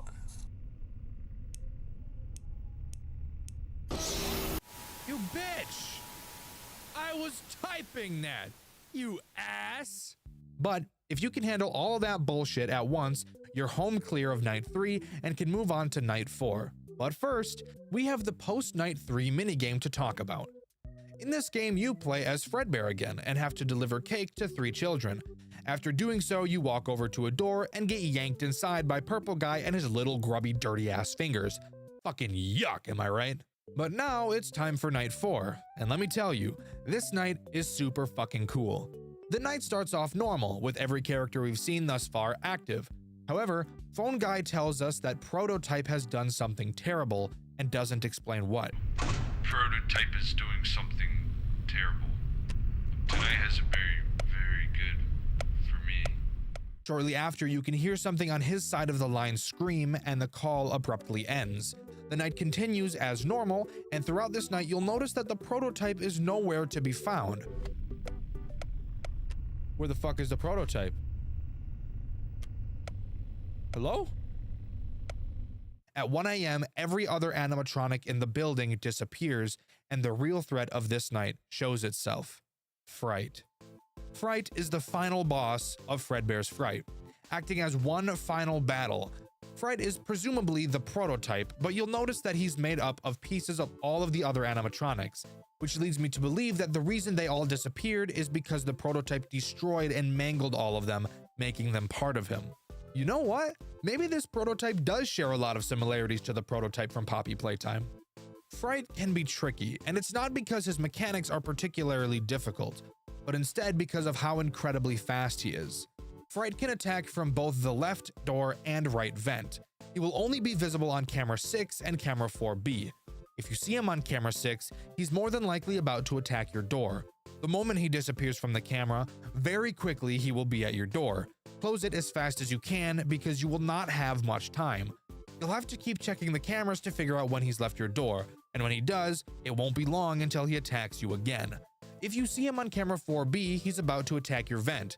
Same thing with camera 6. When he leaves, you'll soon hear him pound on your vent, and you'll quickly need to close it. Again, this night isn't hard because of what Fright does, it's hard because of how fast he does it. You'll need to be on your toes all night and be precise while also keeping your cool. This night acts as a very fun and quick night. It's incredibly satisfying to play once you get into the groove, which is something I really like about this game. It's very satisfying to play because it's balanced very nicely. If you can control your nerves until 6 AM, the night ends. But not how you might think. Rather than getting your 6 AM screen, Fright reaches your office, and there's no way to stop this from happening. You get jump scared by him, and a cutscene begins. The cutscene looks to take place in the original FNAF 1 location before the reworks to the building that we've seen in the game. Whoever we're playing with holds up a phone and makes a call. It's at this moment we get what I feel is one of the coolest scenes from any FNAF game I've ever played. It's revealed that we're the phone guy from FNAF 1, and we start giving the call you can hear on night 4 of Five Nights at Freddy's 1, which of course is the infamous death of his character, except this time we see it from his point of view. Yeah, I always wondered what was in all those empty heads. Dude, what? What? Oh no. Oh, damn! Yo, that was fucking sick! Dude, we were playing as the phone guy, you're joking! And this is how night 4 concludes. This is actually so fucking cool. This reveal right here is the main reason I chose to make a video about this game. It's so simple, but I absolutely love it when games have fun reveals like this. But would you believe me if I said Night 5 was even cooler? Let's talk about it.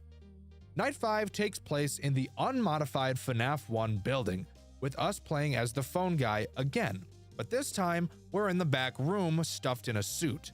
This night actually takes place sometime after he made the call on night 4, revealing that Freddy never killed him in the office, instead dragging him to the back room and stuffing him into one of the empty spring-lock suits that he wanted Michael to check on. This night consists of phone guy trying to survive until 6 AM so that someone can come and rescue him in the morning from the suit he's trapped in. You'll notice that this night starts at 2 AM instead of 12. This is because it takes place technically during night 4, which he made his final call during. So of course, some time has passed. This is so fucking cool! I can't get enough of this. But let's talk about the gameplay of this night. You have to prevent the spring lock suit you're sitting in from closing by holding space. Throughout the night, Freddy and Bonnie will be checking in on you by opening the door and watching you. Whenever either of them peek in, you'll have to stop holding space and play dead. Once they leave, you're free to continue. Additionally, you'll have frequent hallucinations that will require you to close your eyes by pressing shift. The hallucinations make very loud noises, and closing your eyes blocks your vision. Fucking obviously. So, when you have your eyes closed, I'd let go of space, since you won't be able to tell when Freddy or Bonnie enter. If they see that you're alive, they'll definitely gobble you up like the little gobble monsters they are. After surviving until 6 AM, the night ends, and we get one final post-night minigame. This final minigame requires us to press A. When we do, we see Purple Guy press a button that seemingly activates the 4 animatronics. They walk out from behind a curtain and are in much worse shape than we've seen them in previous minigames, actually appearing to look like their nightmare variants from FNAF 4. They follow Afton into a room with the locked box from Five Nights at Freddy's 4 with a key laying next to it. If you click this key, you'll actually be able to collect it. The game ends soon after, whether you grab the key or not, giving you the normal ending. So, how do you get the true ending? Well, as I'm sure you could have guessed, we need to find the second key and unlock that box we see in the minigame. But where is the second key? I don't ever remember seeing it up until this point. Well, that's because it's actually very out of the way. On any night from nights 1 to 4, if you go to camera 6 and click on the Freddy poster in the background, you'll be sent to a secret minigame. In this minigame, you play as Freddy and just have to move him across the screen and grab the key hanging from the ceiling. After you grab it, the minigame ends. Now, you might think you need to replay the 4th night minigame to open the box at the end, but that would actually be incorrect. Instead, we get the ability to open the box after we finish one final challenge, Insane Mode, which is accessed through the Extras menu. Insane Mode is exactly what you think it'd be, a high-pressure, difficult night where all characters are active. The only real problems of this night are Prototype and Scrapped Fredbear, because they have a pretty deadly combo when you have to take time to punch in Freddy's code while Prototype is having to move. Since you won't be able to watch and stall him enough to stop him from charging your door, most other characters aren't a huge problem. Just make sure you're really listening and paying attention to the vent noises so you know when you should have the vent closed and when it's safe to keep it open. After you beat Insane Mode, you will see the locked box. As long as you've collected both keys, you'll be able to undo both locks and see what's inside. After the box opens, the screen will start to glitch, and if you look closely, you'll actually be able to see 4 faces between the locks, presumably a reference to the 4 dead children. Finally, one last cutscene plays. On a desk, you'll be able to see what appears to be the newspaper we saw at the beginning of the game, with someone named Radio Man calling us. He says he thinks he might have a lead and asks us if we'd be willing to go to an unknown location by ourselves. He says there's no guarantee we'll be able to find him there, not knowing who he is or where there is. The call ends with Radio Man asking us to return his call as soon as we can. At first, I thought this was someone calling Michael Afton in reference to going to one of the Freddy locations to find and kill his father. Up until this point, it seemed that this game was heavily tied to the official games. But after doing some digging, I learned that this cutscene is actually a teaser to one of Garrett McKay's other games by the name of Fredbear and Friends Left to Rot. What Five Nights at Freddy's game do you think is the scariest? Maybe you think Five Nights at Freddy's 3 or FNAF 4 because of their atmosphere, but what if we branch out into fan games? Maybe you think Juniors because of its disgusting and terrifying art style. Maybe you think A Shadow Over Freddy's because of its free roam mechanics. I have recently played a FNAF fan game that I personally feel is the scariest one ever designed, but probably not for the reason you think. Today, we'll be covering Five Nights to Remember, a FNAF fan game where the animatronics stalk you like no other FNAF game does before. Let's waste no time and jump right in. Night 1 starts off strong and gets down to the basics as usual. And the moment I opened up the cameras and saw Fredbear and Spring Bonnie on stage, I already knew that this game was getting a Dxtr White video. Put it lightly, and management really wants me to help you with your These look real. These look actually real. What the fuck? The designs of the characters in this game aren't necessarily anything to write home about. We've seen Fredbear and Spring Bonnie designs 1,000 times before. But the way they're used in this game, in combination with poses and lighting, are honestly some of the creepiest pieces of art I've ever seen. They almost look real. It's almost like they took a picture of 2 actual animatronics and thrown them into the game, and I love it. But the creepy and realistic poses don't end there. Every single camera frame with these guys just feels uncomfortable to look at in a good way. Oh, I don't know how much I like that. No, I don't like that at all, actually. That's fucking creepy. I'm not gonna lie, usually FNAF games don't creep me out, but that is fucking creepy as shit. You'll notice as you play that the characters in this game move pretty quickly, which is something I actually enjoy. Most of the time in FNAF games, the first 2 nights are very uneventful, and in some instances, the characters never even make it to your office by the time the night ends. Once Spring Bonnie made it to my office, I knew 100% I couldn't ignore a white video on this game. Take a look for yourself. Oh my fucking god! Play the fucking tape and back up.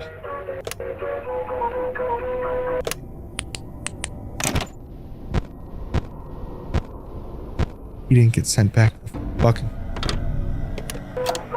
Go the fuck away! Fucking yuck. He was busting it down. Did you see that? He was shaking his cock and shit. I saw him. I saw you do that, bro. You whipped it out. It was dangling all over my fucking desk and shit. Slapped a straw in my drink, bro. The sheer feeling of fear I felt in this moment is something I've never felt before playing a FNAF game. Fredbear and Spring Bonnie stalk you throughout this game, taking peeks into your office to check if you're distracted. If you look closely, you'll actually be able to see them before they peek in, hiding in the safety of the darkness. Flashing your light at them makes them hide around a corner, but they don't give up there. They'll wait for a moment, and eventually peer back in to check on you, and they will never leave until they can get the jump on you. The moment you aren't locked in on what they're doing, the moment you check the cameras for too long, the moment you turn away, they jump into your office and attack. Now I have to take a break from being dramatic to talk about how this game actually plays, and why the rabbit on your screen right now is currently shaking its dick in your face. Thankfully, this game doesn't use a power system, something I'm noticing a lot more recent FNAF games have been turning away from, which I actually really like because power systems make me want to stick my penis in a badger hole.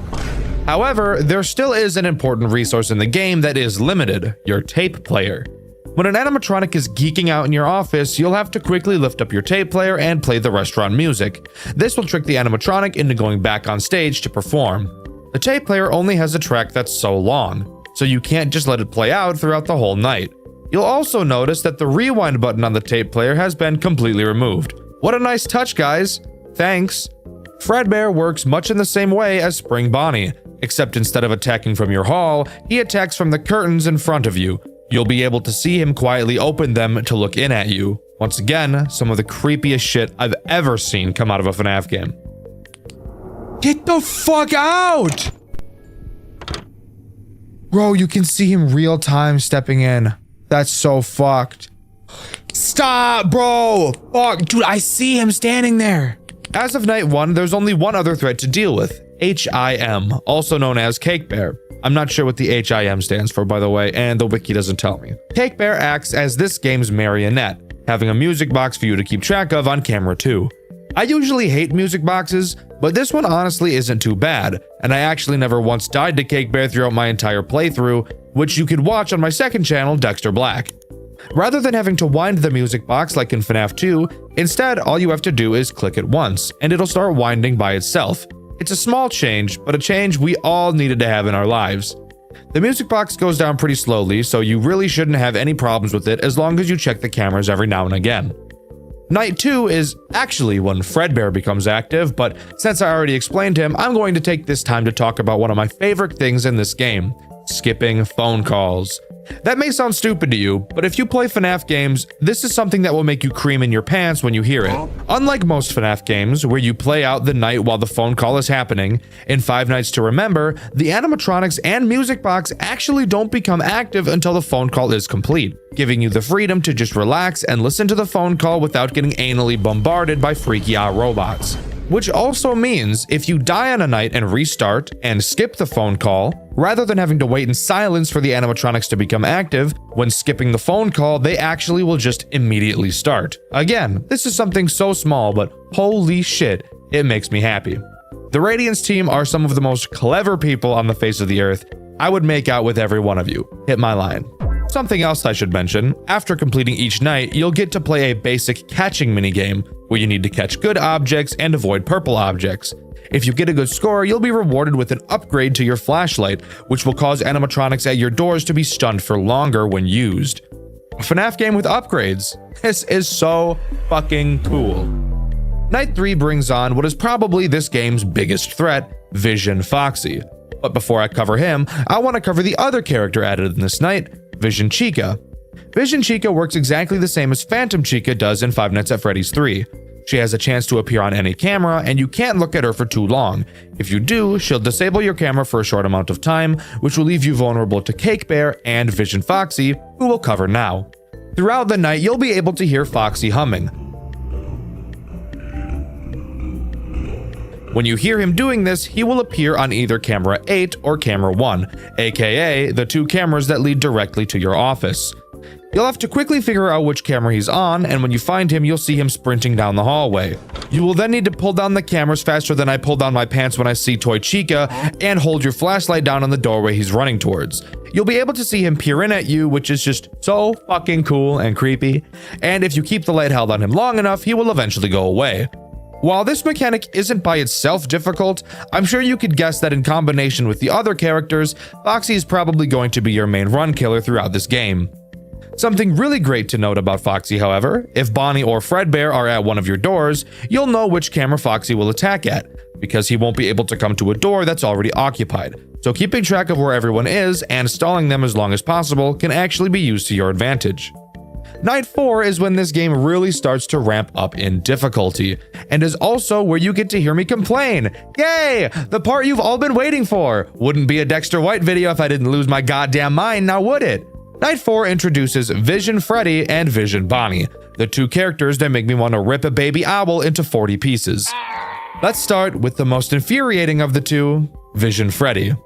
Vision Freddy has a random chance to appear in either one of your two doorways.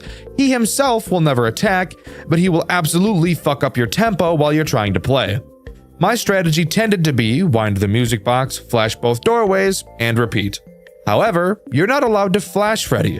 If you do, he will disable your flashlight in that doorway, which will obviously lead to your death. Oh shit, I was supposed to flash him. Oh yeah, okay, I see. I get it. I gotta be really fucking careful. I can't just grossly flash my lights. I also want to mention that this doesn't make even a lick of sense at all. I have one flashlight. How the hell did he disable it only on one side of my office? I can't even wrap my mind around that concept, but whatever. Vision Freddy will lead you to have all sorts of problems during your playthrough. Not only at this point will you have grown accustomed to constantly flashing your doorways without thinking, you've most certainly grown accustomed to flashing your doorways when you see something. And to now have something punish you for doing so is absolutely brutal. Now let's switch gears like Luffy over to Vision Bonnie. I said Freddy is worse than this, but that in no way means Bonnie isn't worse than a car accident. Bonnie has a chance to appear in the computer monitor on your desk at any time, usually the most inconvenient fucking time possible. When you see Bonnie on your screen, you will quickly have to find him on one of your cameras and stare at him. This is a mechanic in FNAF games I cannot fucking stand.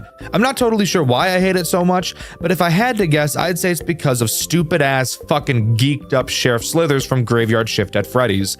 That goofy ass snake has destroyed my will to live. If you don't find Bonnie fast enough, I'm sure you could guess what happens. Your ass is on the menu at Golden Corral and Bonnie is hopping up and down in line like a fat ass waiting to chomp down on your muff. Before I dive into Night 5, I should quickly explain what's been going on throughout the phone calls up until this point. As the nights have gone on, the phone guy has been telling us about how the company has been wanting to switch to spring-lock animatronics. Oh boy, we all know how this turns out. On one of the earlier nights, we actually see that Fredbear and Spring Bonnie are tossed into the back room and no longer start on stage, and that the new Springlock animatronics can be seen on one of the cameras instead. Fun fact, these Springlocks never attack you. I jeebed in my pants when I saw them for the first time because I thought I was about to get bent over backwards and fucked in front of all of the animatronics by them. Well, on Night 4, we're told that someone will be testing the Springlock costumes in the morning for the first time. And on Night 5, you'll notice we have access to a brand spanking new camera, Camera 9. On this camera, we can see the very Springlock costume, with the corpse of one of the workers still inside. We're told on this night by the phone guy that he was there when it happened, and that they followed the protocol perfectly and this still happened.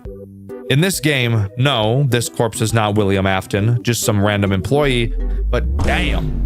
This is probably one of the coolest moments I've seen come out of a FNAF game, and it would have never been this cool without the phone guy's amazing deliveries on his lines throughout the game.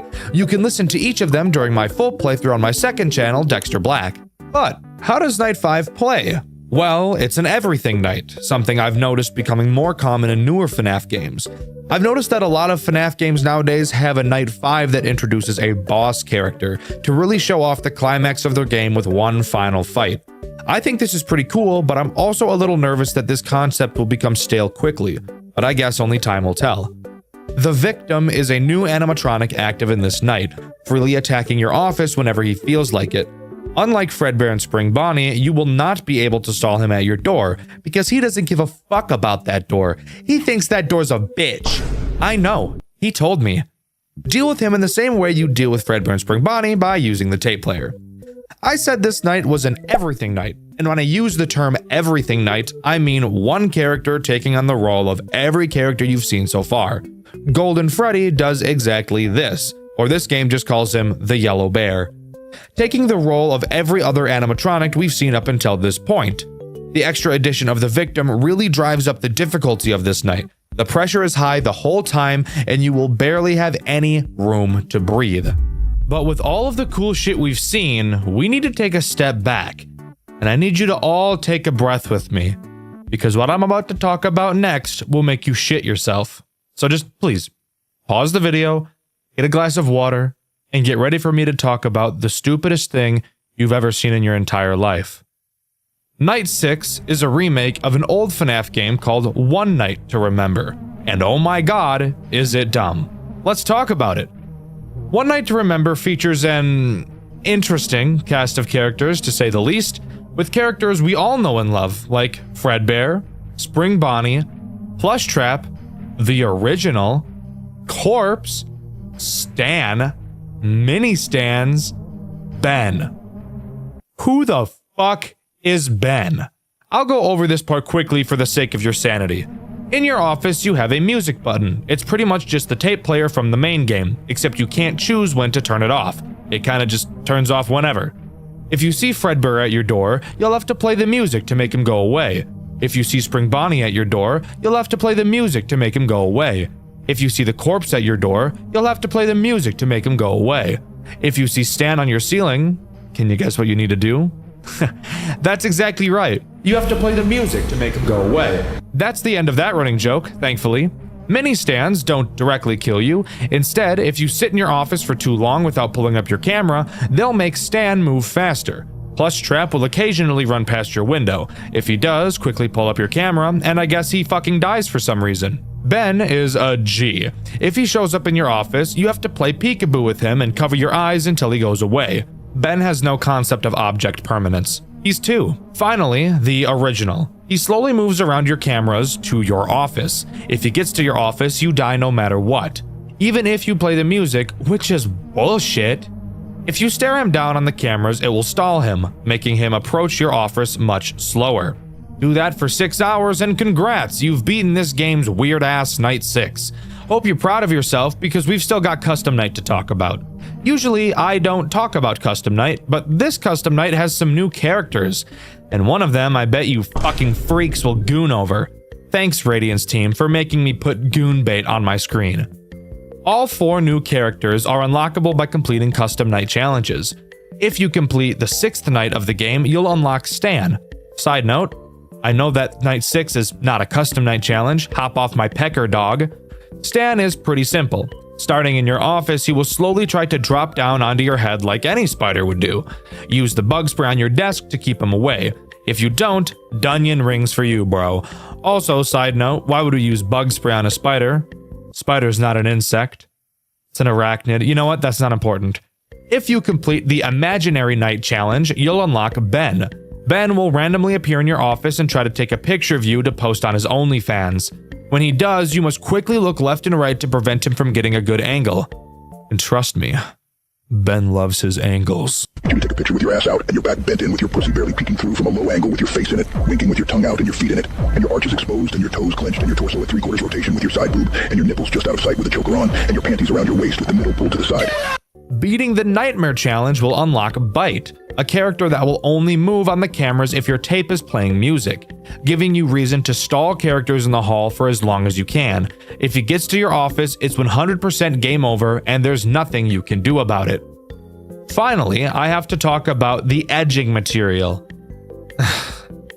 If you complete the old school challenge, you will unlock Bunny. Bunny sits on your desk and seduces you. All you need to do to get rid of her is boop her nose. While she is seducing you, all of the other animatronics get jealous of you and become disgustingly more aggressive. All right, editor, get her off the fucking screen now! I don't need an army of gooners jeebing all over their iPads, bro. Thank you. And with that, that's all Five Nights to Remember has to offer. This is honestly probably the scariest FNAF fan game I've ever played. Throughout the entirety of it, I felt in danger. I felt like me using the light to push them away from the door was actually a last-ditch effort to save myself. Roblox horror games, something that is pretty atypical for this channel. In fact, I've only talked about Roblox horror games twice on this channel before. One video being about Rainbow Friends and the other about Pressure. However, recently I've been getting suggested a couple Roblox FNAF games to play. I always knew there were FNAF games on Roblox. In fact, there's a couple of Roblox games that place really high on the official max mode list. Of course, I did always intend on getting around to playing these games, and if you follow Dxtr Black, you'll see that I have played a couple, and the game that we're covering here today is one of those games. A reimagining of one of the most hated official Five Nights at Freddy's games of all time, fixing all of its problems and introducing several new mechanics that make the game feel fresh, while also looking so graphically impressive you'd be surprised to hear it was even made in Roblox at all. So join me today as we dive into the world of Five Nights at Freddy's 2 Reimagined. In terms of the game's overall story, not a whole lot has changed. At least, that is up until the end. We'll obviously talk about that later, so if you were hoping for a massive lore dump, hate to break it to you, it's pretty much just the official lore with a few changes. However, it's still told very well. Night 1 starts the way most do. You get a phone call from the phone guy, Ryan. Ryan gives us the basic rundown of what's going on, what we're doing, and how to do it. So I suppose that means it's also my turn to do the same for you. Except I'll throw in a couple dick jokes along the way, and then after the video is over, you could read the comments to find the few comedy police who say something along the lines of, "Gah, I was really liking this video, but the amount of inappropriate jokes really just took me out of it."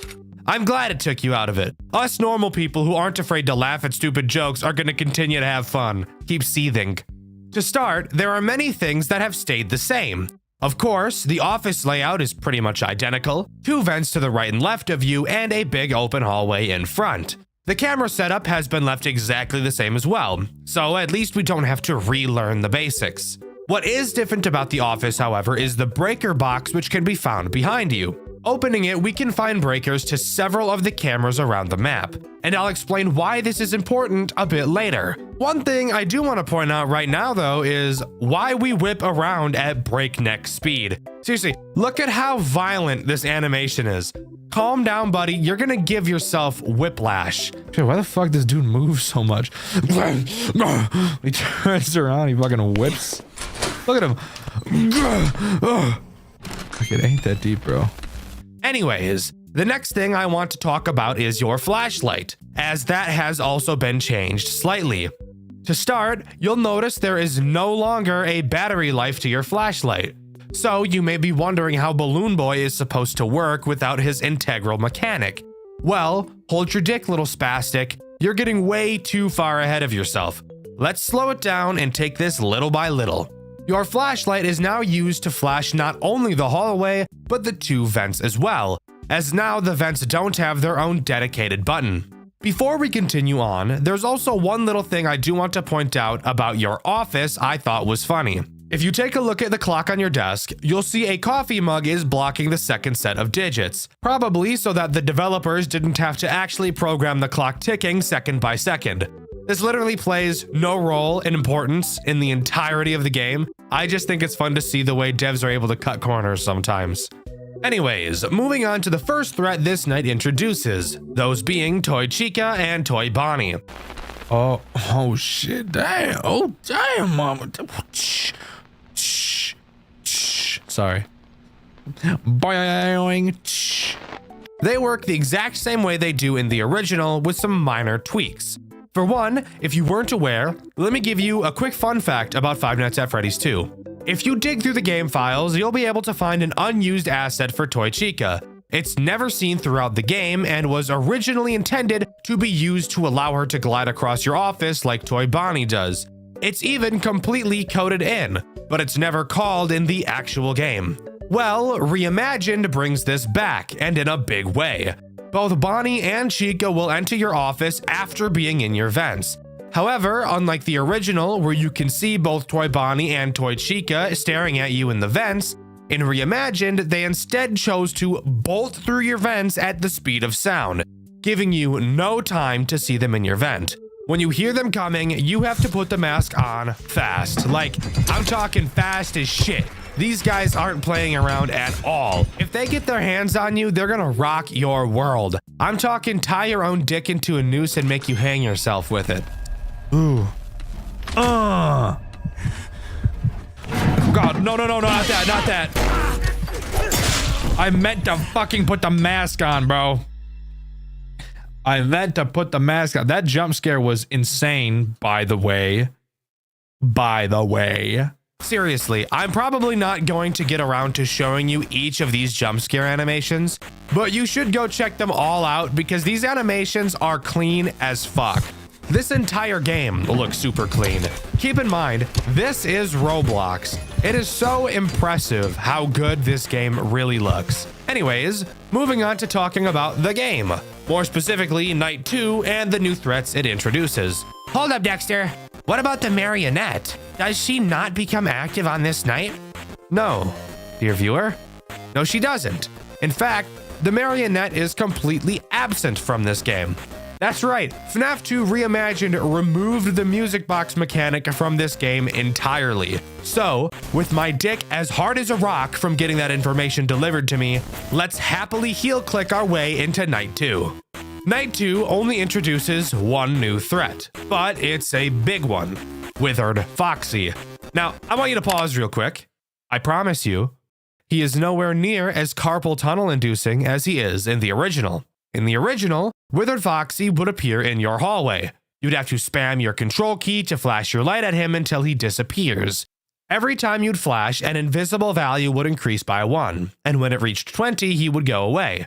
He also showed up frequently as fuck, making him the second most annoying character in the entire game, right after Toy Bonnie. So, how does Reimagined fix him? Well, he actually has two different mechanics. The first still has him enter your hallway. He'll make a breathing sound cue when he does. All you have to do is hold the light on him for a little bit and he'll leave. No spamming required. However, if you hear this sound cue and for some reason don't see him in your hallway, that means he's either in camera 1, 2, 3, or 4. You will have to find which camera he's in and use your flash beacon, which, by the way, is just a beam of light I've chosen not to mention so far. When you do, he'll fuck right off. Perfect.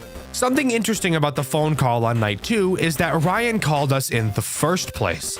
At the end of the Night 1 phone call, he said he wouldn't be calling us again because the boss, presumably William Afton, is breathing down his neck. So getting a call on Night 2 is surprising. He said he saw William inputting new parts into the old robots.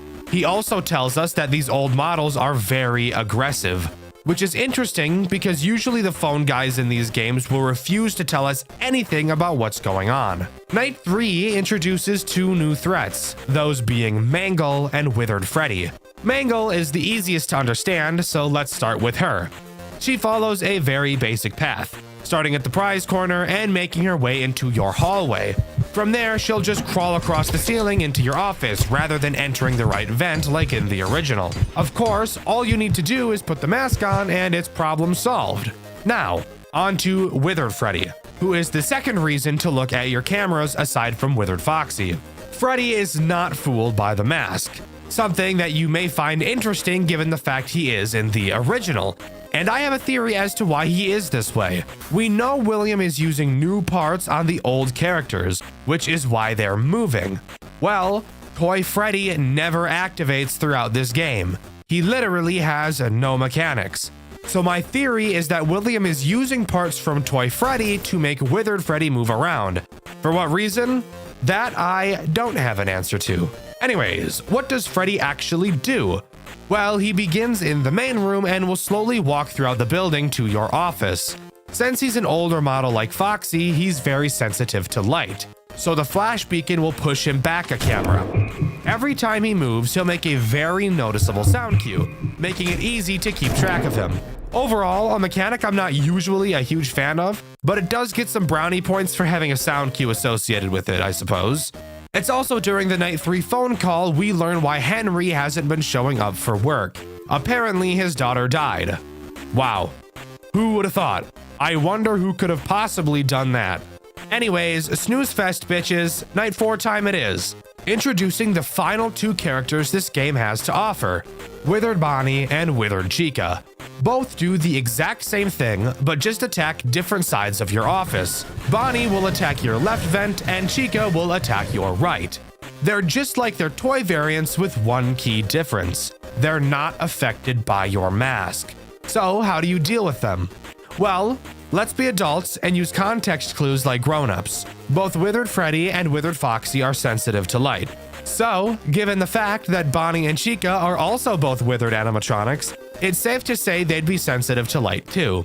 So, when you hear them crawling in your vent, which it does have a different sound cue to the toys coming through your vent, thankfully, all you have to do is hold your flashlight on that vent until they arrive.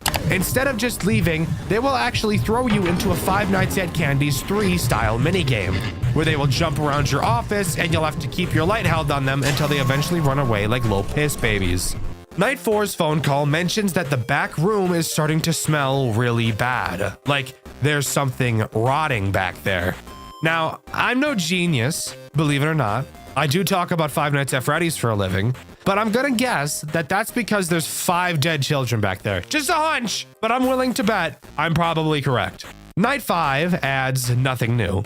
However, I do want to use this time to talk about your breaker, since I haven't really done that yet. Occasionally, one of your cameras has the chance to randomly break and go out.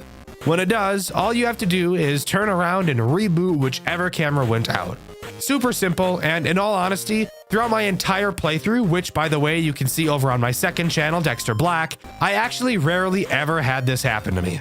And of course, another pretty important thing to bring up is the lack of characters in this game. Notably, Balloon Boy, the Marionette, Withered Golden Freddy, and Toy Freddy are completely absent and have no mechanics. And I actually think that the reasoning for this makes sense, if my reasoning is correct, that is. So, many of the characters in the original Five Nights at Freddy's 2 just do literally the exact same thing. Tell me what the difference between Toy Freddy and Withered Freddy are. Spoiler alert, there is no difference. In fact, the toy animatronics are actually disabled on nights 3 and 4 to instead be completely replaced by the Withereds. They serve no interesting purpose at all. You don't need Balloon Boy since there's no flashlight battery. The Marionette doesn't make sense since this game came up with a much better way to force you to look at the cameras. And Withered Golden Freddy isn't present for a lore reason which we'll be talking about in a bit. And by a bit, I mean right now.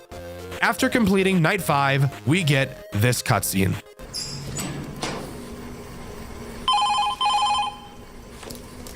Michael, William just pulled into the parking lot. You need to get out of there now. Don't even bother with the parts and service room anymore. Just get the hell out. He knows you're in the middle of your shift. There's no other reason he would be there than to... Just get out. I'm waiting outside in my car right now. It's hidden in the village. I called the police, but they won't be here for a while. This place is in the middle of nowhere. Wait. He's messing with something on the side of the building. Hold on.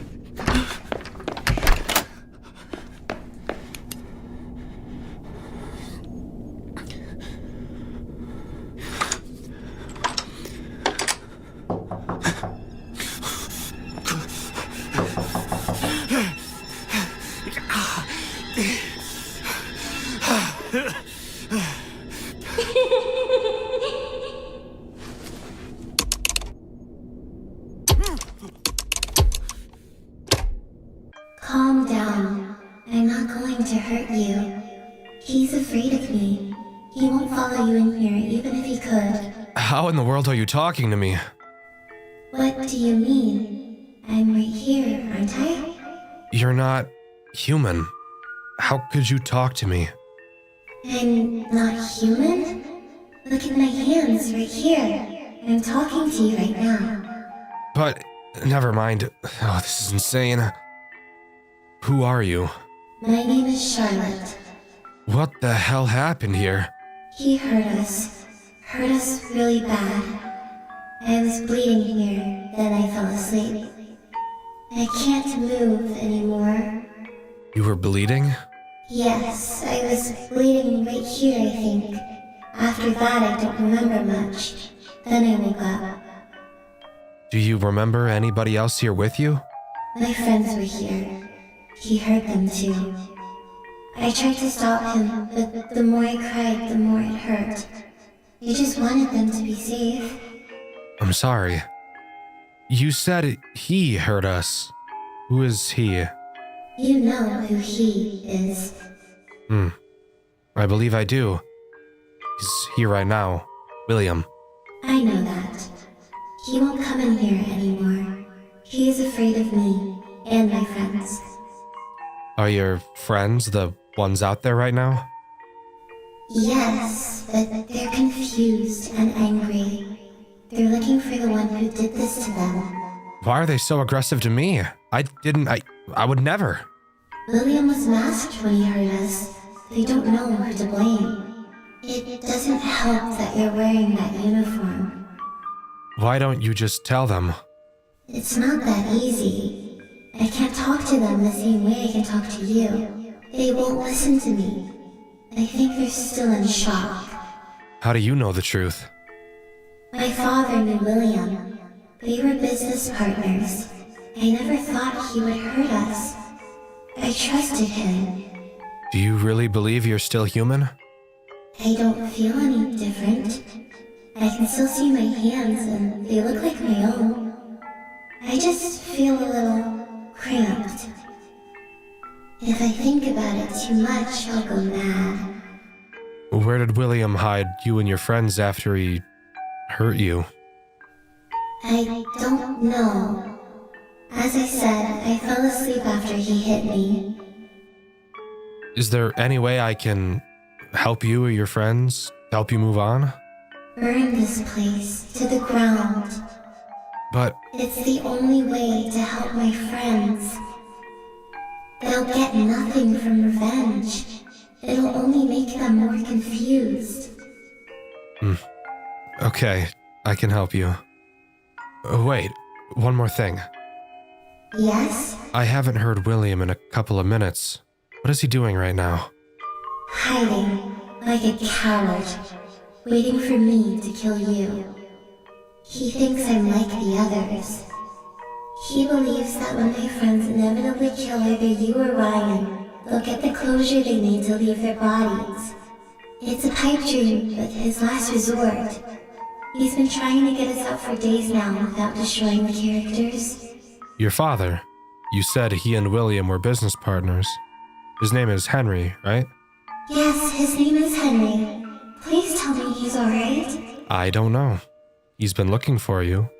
He filed a missing persons report to the police and he hasn't come into work for a week. I don't want him to see me like this. He'll find out the truth sooner or later. Okay, I think I'm ready. Thank you for this. Break those pipes in the kitchen and you'll release flammable gas into the building. Do you have a lighter? Of course. William is hiding in the bathroom right now, waiting for you to walk down the hallway. Don't worry, my friends will find him shortly. They're relentless, as you would know. He doesn't have the slightest clue how aggressive they've gotten. It won't be pretty. He'll get what he deserves. That he will. Quiet. Listen. Quick, now's your chance. Let this place just become a bad memory.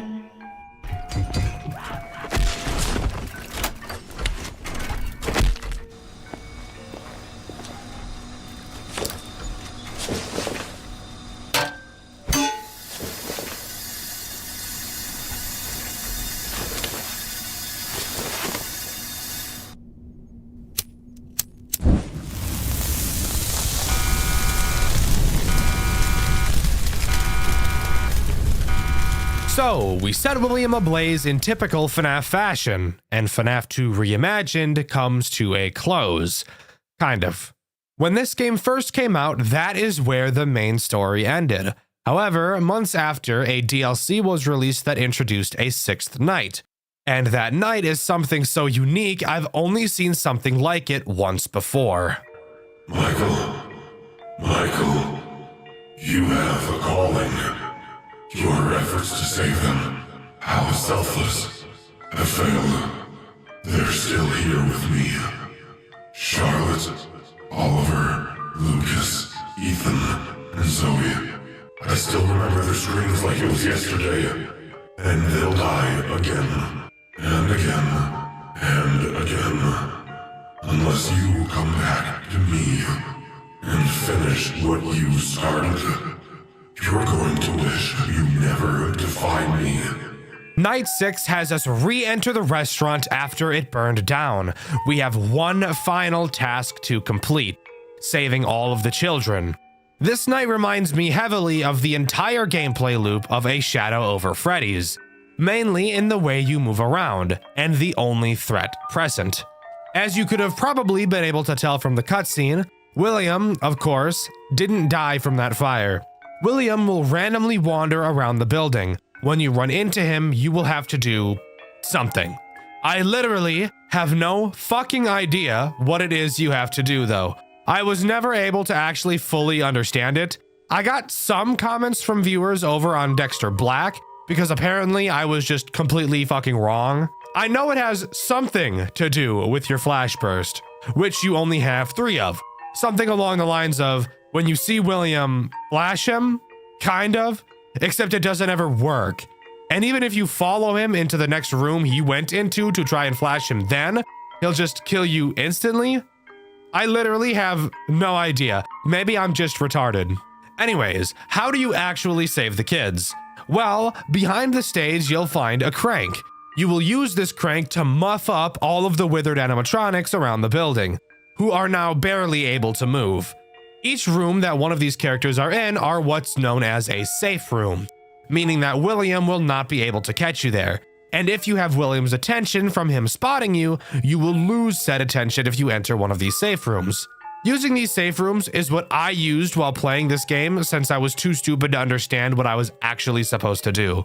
Freddy's corpse is located in the kitchen, Bonnie is in the bathroom, Foxy is in some fucking room.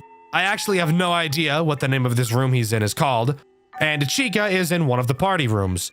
The big opening to the hallway is blocked off, so you'll have to do a pretty big loop around the building in order to get them all. When you go to use the crank on each of the animatronics, a long animation plays, and it's during these animations you can really see how scared these characters appear to be, really hitting home the fact that even though these characters are scary, they are still possessed by children, and you can really see the fear from them during these cutscenes, especially in Foxy's cutscene, which I feel shows how scared they are the most.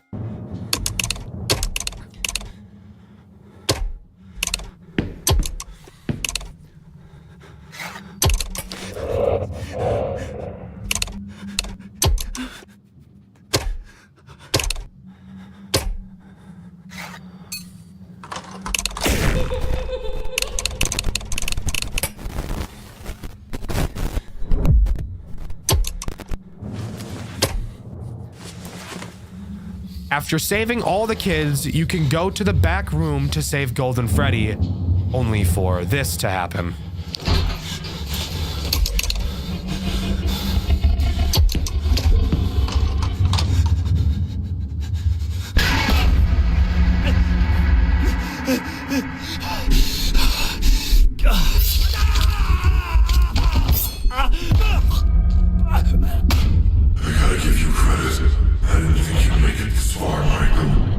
Rotten hell.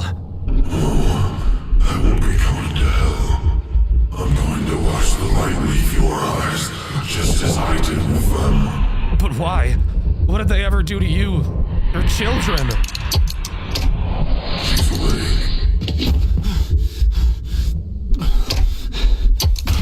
Are you down for good, Michael? You never give up. That's what I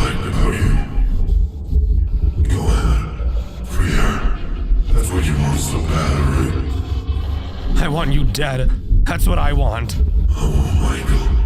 You never were a good listener.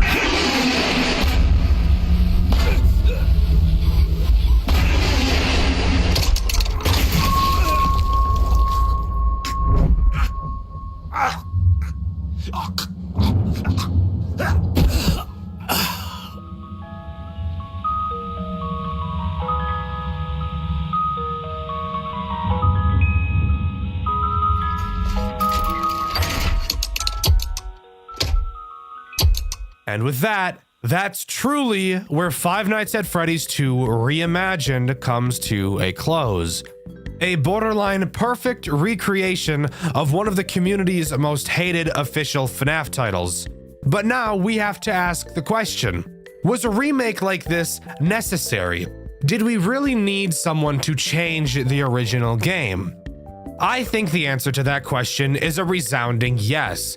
Out of all of the official FNAF games, even though FNAF 2 isn't my least favorite, I can totally agree that it is the most boring and, in my opinion, the most uninspired. I mean, FNAF 2 only released 3 months after the first.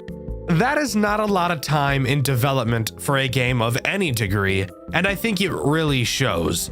From reusing mechanics from other characters to artificially inflate the roster, to having mechanics so utterly boring and bullshit like the music box in Withered Foxy, I truly think it's only fair to say that this game did Five Nights at Freddy's 2 better than Five Nights at Freddy's 2 ever could itself. Not only does this game look better, it plays better, sounds better, and is more enjoyable to play overall. Nothing feels too RNG based, and each character's mechanics are solid and unique enough. One of my biggest issues with the original Five Nights at Freddy's 2 is the fact that there is only one vent noise, but there are around 14 different instances where a vent noise plays, making the entire night a confusing, overstimulating mess. Of course, another very common problem people have with Five Nights at Freddy's 2 is the RNG. Of course, technically speaking, it can be beaten with no RNG, but that requires you to have a fuck ton of timers and a bunch of other bullshit, and normal people probably aren't going to be doing all that. The original FNAF lore, arguably one of the most confusing and frustrating pieces of media ever created, with several retcons, horrendous retellings, frustrating timeline and universe splits, and so many other headaches. Five Nights at Freddy's definitely has a reputation for pretty terrible storytelling, but that's where fan-made remakes can come into play. Today, we'll be covering a game called Five Nights at Freddy's Rewritten 87, a remake of Five Nights at Freddy's 2, which is undoubtedly the FNAF game that started the trend of, let's just make the lore of our game as confusing as possible. FNAF Rewritten serves to retell the same story that FNAF 2 did, but in a more concise and enjoyable way, while also making the core gameplay loop of the game better than the original dumpster fire that was FNAF 2 and its gameplay loop. I hope you're excited, because we've got a lot to talk about today. So grab a pet, grab some snacks, and join me today as we dive into the creatively amazing world of FNAF Rewritten 87. FNAF Rewritten 87 opens with a playable cutscene. We see Spring Bonnie standing in front of us. He calls us Gabriel, the child in the Freddy suit, and tells us to follow him. As we walk through the opening credits, we stumble upon a door. We, very creepily, I will add, see Spring Bonnie open the door, only to see Freddy sitting on the table. Oh my god. Walking inside, we get snatched up and stuffed inside of the suit. Who could have seen that one coming? Upon waking up, surprisingly not dead, or actually, who knows, maybe we are actually dead and we're just seeing through our soul at this point, we watch as Freddy and the other characters perform on stage, knowing that there is at least one dead child in one of them. However, I think we can infer that there are probably children inside of Bonnie and Chica as well. We learn about the restaurant shutting down and being bought by a bigger company, only for the whole franchise to be remodeled with safety in mind. Afterwards, we're dropped straight into night one. However, it doesn't begin in the way that most FNAF games begin. This time around, we actually start in a 3D environment, being able to walk around and explore the building to our heart's desires. Except that's a fucking lie because we can't go where Mangle and the puppet are. What? Oh my fucking god. And we can't go into the back rooms. Curiously enough, the only two places I really wanted to go, so that was a bit of a bummer. Hearing the phone ringing, we walk into the back office and really begin the night. Phone guy gives us the typical boring speech nobody really cares about. Let's start talking about what the game changes from the original. I'm sure you could already guess, but this game's building is set up a lot differently than the original. To start, let's talk about the kitchen. The kitchen replaces one of the party rooms from the original, and actually there are plenty of employees-only areas throughout the building that connect various areas. For example, using employee-only hallways, you can walk from the kitchen to the back room. Which, yes, you still cannot enter from this angle either. I know, disappointing. These new locations aren't necessarily important per se, but I do think that they're a very nice touch and serve to make this game feel reminiscent of FNAF 2 without just being a direct copy of it, and I like that. The tools at our disposal, however, are exactly the same. Flashlight, cameras, Freddy mask. However, the flashlight does work a bit differently from the original, but I'll explain that more once we start talking about a certain fat bastard. So, who are the threats introduced on this night? Well, to start, of course, we have Toy Bonnie, and Toy Chica, and Toy Freddy. Okay, so this game definitely lays a lot on you. Not that that's a bad thing. If anything, it's a good thing because it gives me more to talk and complain about in this video and gives you guys a longer video because of that. Let's start with Toy Bonnie, the worst character to ever walk the face of the earth. Toy Bonnie does exactly what he does in the original. He'll make his way through the building and into your right vent. Where do you think you're going? Oh my fucking god, dude. Once you see him in your office, put the Freddy mask on, and you'll get to watch him crip walk into your office. The animations in this game, by the way, are really awesome, so get used to it. Toy Chica, while being the hottest character I've ever seen in my life, is pretty much the same as she is in the original. She struts around, my jaw drops like a cartoon character, and my eyes pop out whenever I see her, and my tongue comically falls to the floor, and she makes her way to your left vent. Oh my god, come here, bro. However, before she does, you can see her in the hallway and literally watch her fent walk into the party room. Seriously, look at the way she initially bends backwards to start walking. That's disgusting. Anyways, once you see her in your vent, put the Freddy mask on. However, unlike the original where she just disappears, much like FNAF 2 Reimagined, Chica does actually come out of the vent like Toy Bonnie and stares into your eyes for a bit. While most people would just wait for her to leave, I actually toss around the thought of taking the mask off and allowing her to start digging in me. I could talk about my attraction to Toy Chica for days on end, but let's move on to talking about the final threat this night introduces, Toy Freddy. The fat ass, whale ass, elephant ass, hippopotamus ass, dump truck ass, island in the ocean ass, massive ass, gargantuan ass, obese ass, folds on folds ass, looking fat ass, fucking fat ass robot. Toy Freddy. Toy Freddy, Toy Freddy, while morbidly obese, if you weren't aware, is actually the first character in this game to do something completely different from the original, which I actually think is really great. A problem I have with FNAF 2 is the amount of characters that all do the same thing. While you could argue that Withered Freddy is supposed to be the main character for FNAF 2, given the fact his face is on the icon, I actually think Toy Freddy is a better fit for the main character, just given the environment the game takes place in and the overall theming of the game. And to have your main character do something as boring as Toy Freddy does, aka just walk through the hall and appear in your office, it just feels so boring and lazy. Toy Freddy in this game is actually just an asshole. If you look on your camera map, you will see 4 cameras that have a thick green ring around them. These cameras each have a breaker box inside of them. Occasionally, Toy Freddy will laugh, signifying that he's about to do something devious like putting his hand in the cookie jar, only to find out that it's empty because his sausage finger ass already put his hand in the cookie jar 36 other times today. When you hear him laugh, he'll appear next to any one of these 4 breaker boxes. You'll have to quickly find which one he appeared at and flash your camera light at him and he'll go away. He's afraid of the light, which would make sense given his build. I'm willing to bet he's the type of guy to sit in the dark at his computer all day playing a World of Warcraft, League of Legends, Valorant, or something really niche like EverQuest. So light being his weakness makes total sense. Also, we know this fat ass plays games all day and does nothing else because playing a video game is literally his mechanic in Ultimate Custom Night. This is canon, guys. He's a fat piece of shit. Scott confirmed it. He actually called me last week to tell me, quote, "Hey yo dog, Toy Freddy is a fat piece of shit, you feel me?" And I was like, fuck yeah dog, I feel you.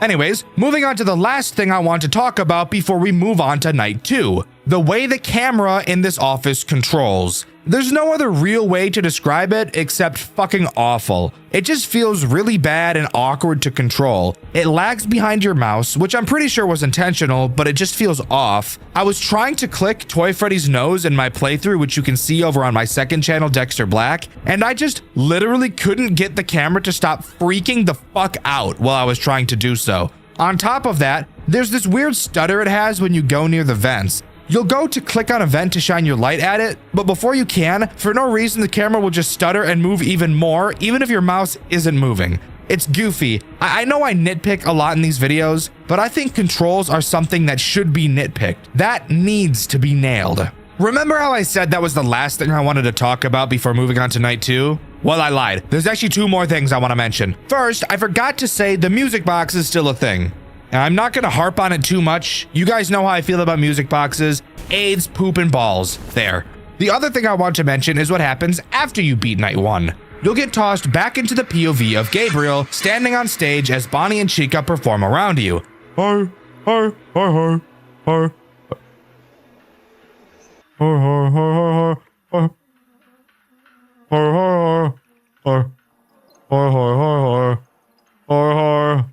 Hi, hi, hi, hi. Eventually, they stop performing and just stare at you, which is very uncomfortable, especially Chica. Chica's model in this game is like really fucking gross and uncomfortable to look at, so I didn't like that too much. It looks like she doesn't brush her teeth for a living. Eventually, the puppet appears in front of us, the curtains close, and we're booted into night 2.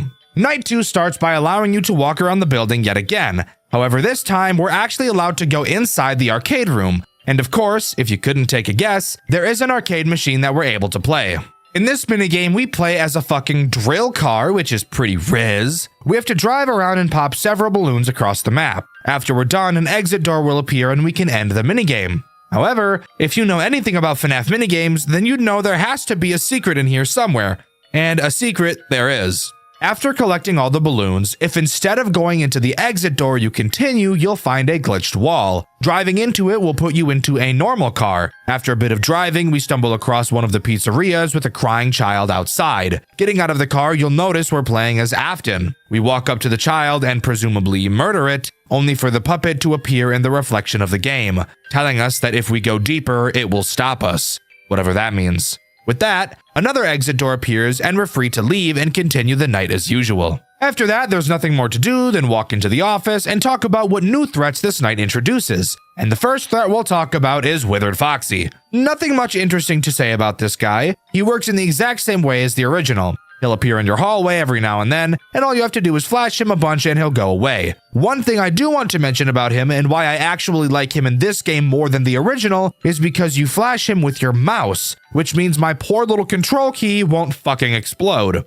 And actually, because you have to use your mouse to flash Foxy, you can actually spam the hallway a lot faster and make him leave sooner. So that's pretty great. The other threat introduced on this night is Mangle, who is probably the most interesting character we've seen so far and is probably the most interesting character in the entire game. Mangle's goal is to get into your office through the main hallway. She doesn't enter the right vent like in the original. Mangle is a very stressful character to deal with. Let me explain why. Once Mangle enters your office, she'll go to your ceiling, but this does not mean she's attacking you yet. While she's on your ceiling, very loud gurgling sounds will be heard, and the TV monitors in your office will start flashing static, Mangle, and the puppet, interestingly enough. After a bit of this, Mangle will drop her head down from the ceiling. At this time, you must put your mask on. Mangle will stay with her head down for a very long time, like much longer than you think she would. Eventually, she'll pull her head back up, but the attack isn't over quite yet. The screens will start to go all nutty again, and during this time, you're allowed to check on things you need to check on, like the music box, Toy Freddy, and Withered Foxy. Soon after, Mangle will drop her head down a second time, requiring you to put the mask on again. After she leaves for the second time, she will finally leave your office, and her attack is finally over. Mangle is easily one of, if not the most stressful character to deal with in this entire game. And one of the main reasons I feel this way is because of her synergy with Toy Freddy. Toy Freddy makes a laughing sound cue when he's about to fuck you with your fuse box. Mangle is so goddamn cock-sucking loud that she will most likely drown out his laugh unless you're paying incredibly close attention. So I'm not gonna die just because she's in here. That was Toy Freddy. She synergizes with Toy Freddy. She's loud as shit and drowns him out. But overall, if you can learn her timings, you should be just fine. And in all honesty, from what I noticed, she is pretty forgiving with how much time she gives you to put the mask on after she drops her head. Night 3 time already? Why hello. What goes on tonight? Well, the night starts just like night 2. We can take a walk through the arcade and play another game. Except this time around, the game in question is fucking dog shit and I didn't beat it because it's bullshit. In it, you play as Bonnie collecting balloons. Who cares about that part? At a certain distance into the sky, you'll see the ceiling is glitching. Jumping into it will turn you into Spring Bonnie and the game gets all dark. Ooh, scary. In this section of the game, you need to grab the 5 kids and put them into what I'm going to assume is the back room where they were killed. You have to do it one at a time, which really just makes my dick hurt, but whatever. Every time you collect a child, shadow Bonnies will appear around the map for you to dodge. If you touch them, the floor will disappear and you'll have to climb back up. After you collect 4 kids, however, is when this game gets bullshit. Another shadow Bonnie will spawn. However, this one looks way fucking creepier and will actually follow you. The funny part? Well, this shadow Bonnie is faster than you in every way and will literally camp your body, making it borderline impossible to make any progress. Seriously, look at what's happening on screen right now and tell me if this looks like any fun at all. Spoiler alert, it's not. I gave up because I was on the verge of sticking a pencil down my urethra and snapping it in half. However, once you deliver the last kid, an exit door will appear, finishing out the minigame. Afterwards, all you have to do is walk to the office and the night section can begin. Phone Guy talks about how the police may have a lead on a missing children's incident. Who cares? I'm glad they're dead. And he also mentions that the animatronics are getting more aggressive. That part, I do care about. So let's talk about the 2 new threats this night introduces. Withered Bonnie is introduced on this night, and he's one of the coolest characters in the entire game. Not because of what he actually does, he's just a super menacing character and I think that's really cool. Withered Bonnie will attack you through the hall rather than the vent like in the original. The animation is insane, get ready for this. When he's in your hall, he will step out in front of your doorway and stare at you. This is easily one of the creepiest things I've ever seen. Then after a bit of time, he'll step into your office and all you have to do is put the mask on until he goes away. Fucking terrifying. I love it. The other character introduced on this night is my favorite official FNAF animatronic ever designed, Withered Chica. She does, literally, the exact same thing as Withered Bonnie, which I do feel is a little lazy. However, she's so fucking cool and easily the creepiest character in this entire game. Seriously, look at this animation when she's in your office and tell me that's not the creepiest thing you've ever seen. God, I love it so much. But those are the only 2 characters introduced on this night. So far, I do think night 3 is the most boring in terms of what happens. Yes, Mangle is still stressful with Toy Freddy, and I did get the craziest attack combo of all fucking time. You didn't see me. Oh my god. Bitches at every angle! I'm getting railed from every angle. What is this? Hi! You are the most terrifying character in this fucking game. Holy shit.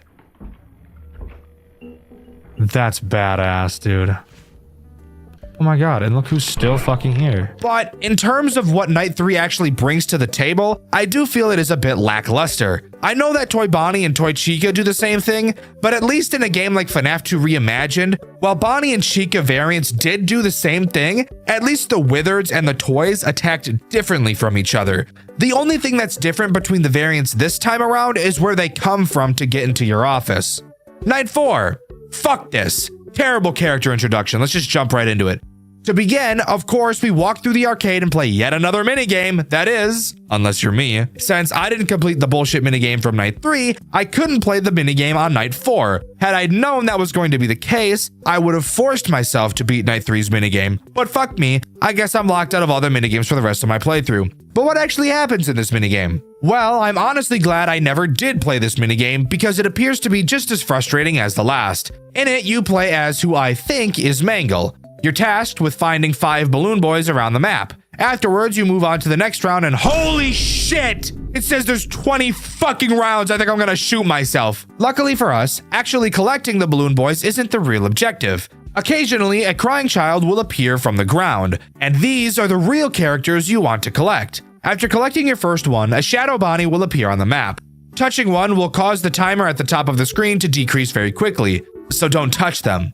However, it appears that a crying child spawning only has a small chance to happen every time the map loads, so using them to lose faster to get the level to respawn might actually be an alright strategy for collecting all the kids. Eventually, after collecting a few, as I'm sure you could have already guessed, Spring Dick appears and moves at light speed and camps your body for the rest of the fucking minigame, constantly draining your time at a rate faster than your mom drains all the nutrients out of the buffet line. Once you finally collect all of the crying children, the next level will show all the heads of the characters with missing children stuffed inside of them, and an exit door will appear. Something I noticed specifically about the Golden Freddy head is just how hard it is to see in comparison to the other masks. I'm sure this has some sort of symbolism, but I'm just playing the game, bro. You figure it out. Anyways, after touching the exit door, you walk to the office and it's time for the night section to begin. This night introduces 2 new threats. Let's start with the threat that is so annoying you'll want to light your PC on fire and then throw it in a river. Balloon Boy. Balloon Boy has somehow been made even more annoying than in the original. Except not annoying as in his mechanics, that's actually easier than the original. I mean, his laugh is so much fucking worse. The way he works is pretty simple. He'll attack through either of your vents. Instead of putting the mask on like in the original, you'll instead have to spam flash your light at him. Do that enough and he'll eventually literally run away like a little baby pissed diarrhea boy. Obviously, if you don't, he jumps into your office, steals your shit, and Foxy will fuck you since you won't be able to flash him. The other character introduced on this night is Withered Freddy. What does he do? Well, let me tell you, I have no fucking idea. What do you mean you have no idea, Dexter? Didn't you play the game?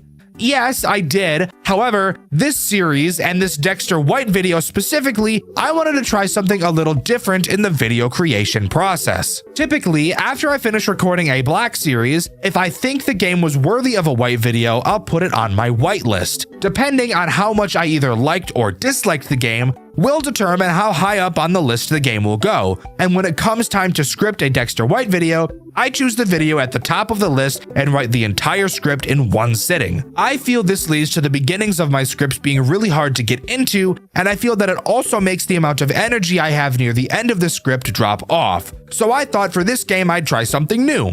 After recording each Dxtr Black video on this game, I would write the script specifically for that section. That way, I'm not writing a lot in one sitting and I get a fresh reset every day, which I've noticed has been making me a lot happier with the script in general.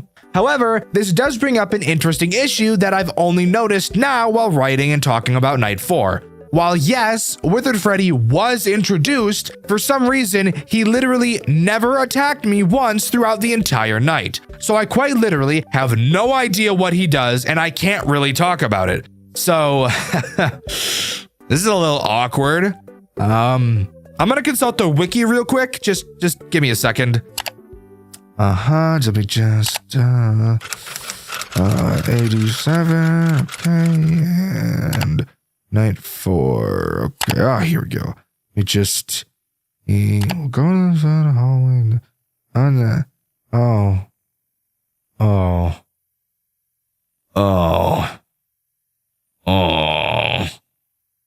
Well, fuck. I really thought he was gonna do something cool, but no. He does the exact same thing as Withered Bonnie and Withered Chica. Just walks to your hall and eventually goes into your office where you have to put the mask on. Damn it, I really thought they'd do something interesting with this guy, and it's honestly really disappointing that they didn't. I had Withered Freddy appear in my hall multiple times throughout my Night 4 playthrough. However, never once did he attempt to step into my office. If I had to guess why, I'd say it's probably because when he was in the hallway, every other character at the same time decided to be there or be in my office. Oh my god, fucking party in the hallway! Party in the hallway! Let's just fucking not do this. Party in the fucking office! Hello? Hello, everybody at the same fucking time. Hi, guys. Fuck off. Oh boy, oh boy, oh boy. We're at night 5 already? What a nice, totally calm and non-stressful ride it's been so far, right? Yeah, no, not really. But let's continue. To start, of course, we have another minigame to talk about, and this one is by far the most frustrating and annoying one yet. In it, we play as the puppet, tasked with giving gifts and then giving life, just like the original. However, unlike the original, where the minigame was quick and easy, this minigame is long and painful. You can see several balloons going from side to side across the screen. You can move along the top of the screen as well, and you're supposed to drop down on the crying children to give them their gift. However, you can't touch the balloons or the balloon boys at the bottom of the screen, or you will be reset to the top. Can you see where this is going?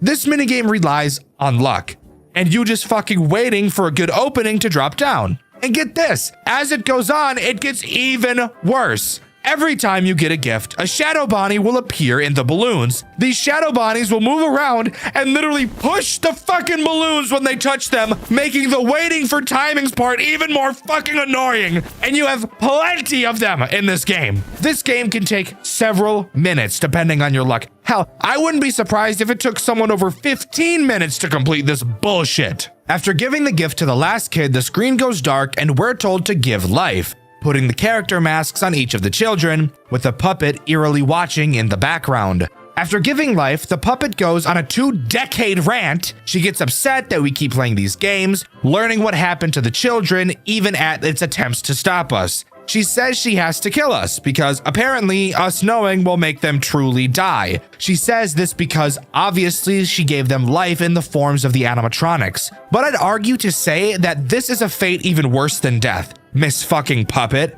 And I'm willing to bet that freeing the kids and letting them actually die is miles better than having them live in the place where they fucking died for the rest of eternity. So hop off my dick. Before we jump into the next section, there's something I want to mention that I found while roaming around this night. Well, actually 3 things. The first is just how many fucking puppet plushies have been accumulating around the building. Like, there are literally so many of them. The next thing I want to mention is that it was this night that I found you can knock Balloon Boy over, which has probably now become my favorite part of this game. Oh my god, I can knock his stupid ass over. And finally, the real big thing I wanted to talk about is something I found in one of the party rooms. Please, can someone tell me, what the fuck is this thing? There is an endoskeleton you can find in one of the party rooms. I don't know if it's here every night or just this one since I never checked, but tell me, who the fuck is this supposed to be? It never moves and you can't interact with it, but I just thought I'd point this out in case anybody can tell me what the hell this thing is. Anyways, how about we talk about the actual night section now? There's not much to talk about in terms of new threats, but there is something pretty interesting. At the end of the puppet's monologue, she said that tonight would be different than the nights before. She said that we've done a good job stopping her, but not tonight. The puppet gains a new form of attack on this night, and it is so fucking annoying. Remember all those shadow Bonnies that are life-ruining from the minigames? Yeah? Well, now they're in the night segments. Have fun, asshole! They show up on your cameras. Several of them, like a fuck ton of them, will appear. They will block your camera buttons, your flashlight button, and your music box wind button. When you click on one of them, they will go away. But if there's even one of them just barely touching the button with their head, their foot, their hand, even just gently plopping the tip of their dick right on top of one of your buttons, you won't be able to interact with it until you get rid of them. And you better believe that when you hear Toy Freddy's fat ass laugh, your blood pressure is gonna spike to 12K as you try to remove all these little fucking shadow bitches from the camera. Oh my god.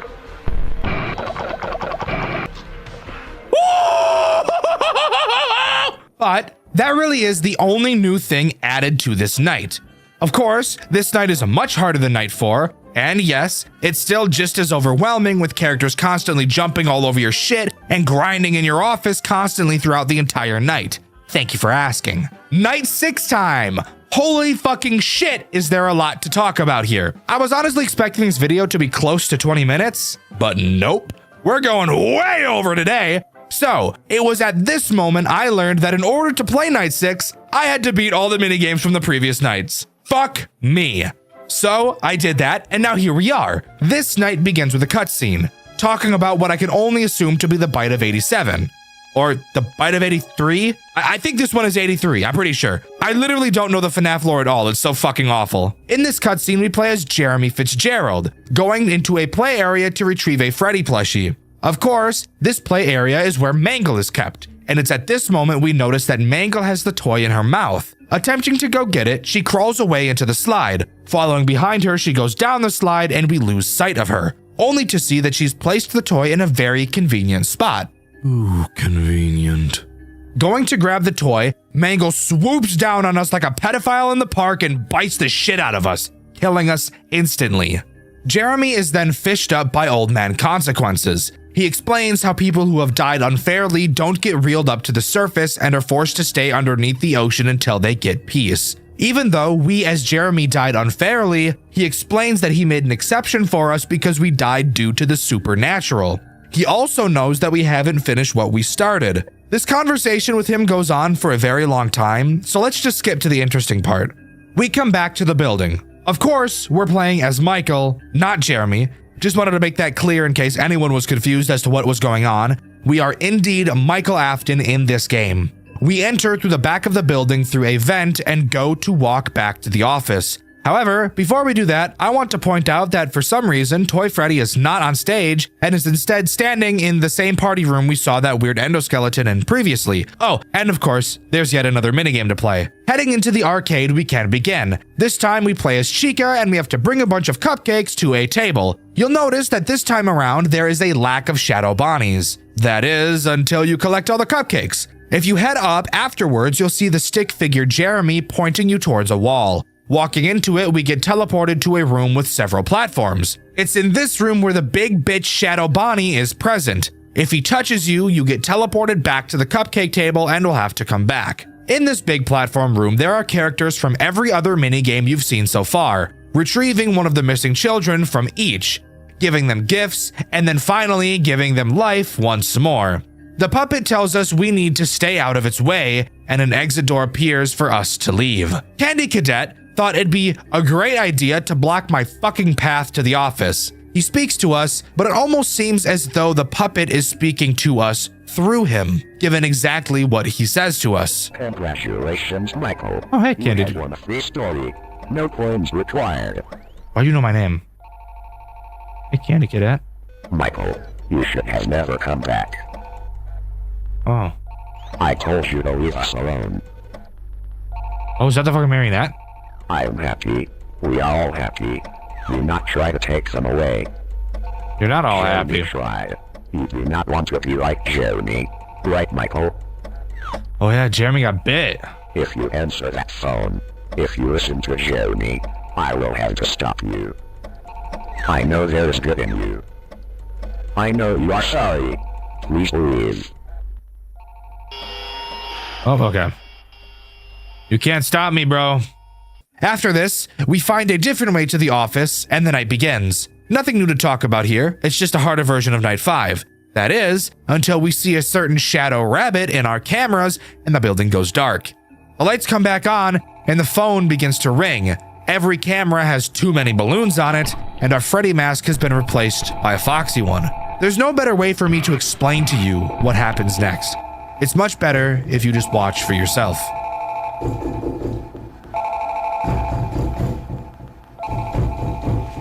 Michael, I know you're in it. Know what you've done, Michael.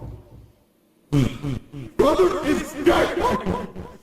You killed him. What were you even doing? You really think this is that much? I'm the one sick with nothing insulting enough. My son is dead, Michael. People pity you. And those who don't pity me are blaming me. Have to fall to the high priest. The little face of my restaurant. So many are going to think I failed. They'll think something's broken or wrong with my work. His machine killed this kid. Did he not prioritize hate me? I'm sorry! I need to come for my idiot son shoving his little brother down its mouth!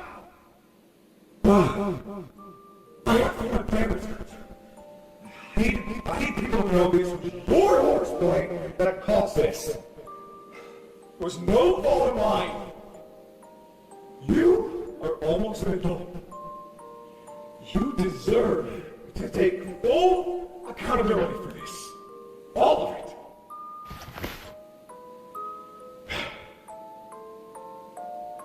You know, I'll never let go of this, Michael. You've ruined my life. I'm going to tear yours apart.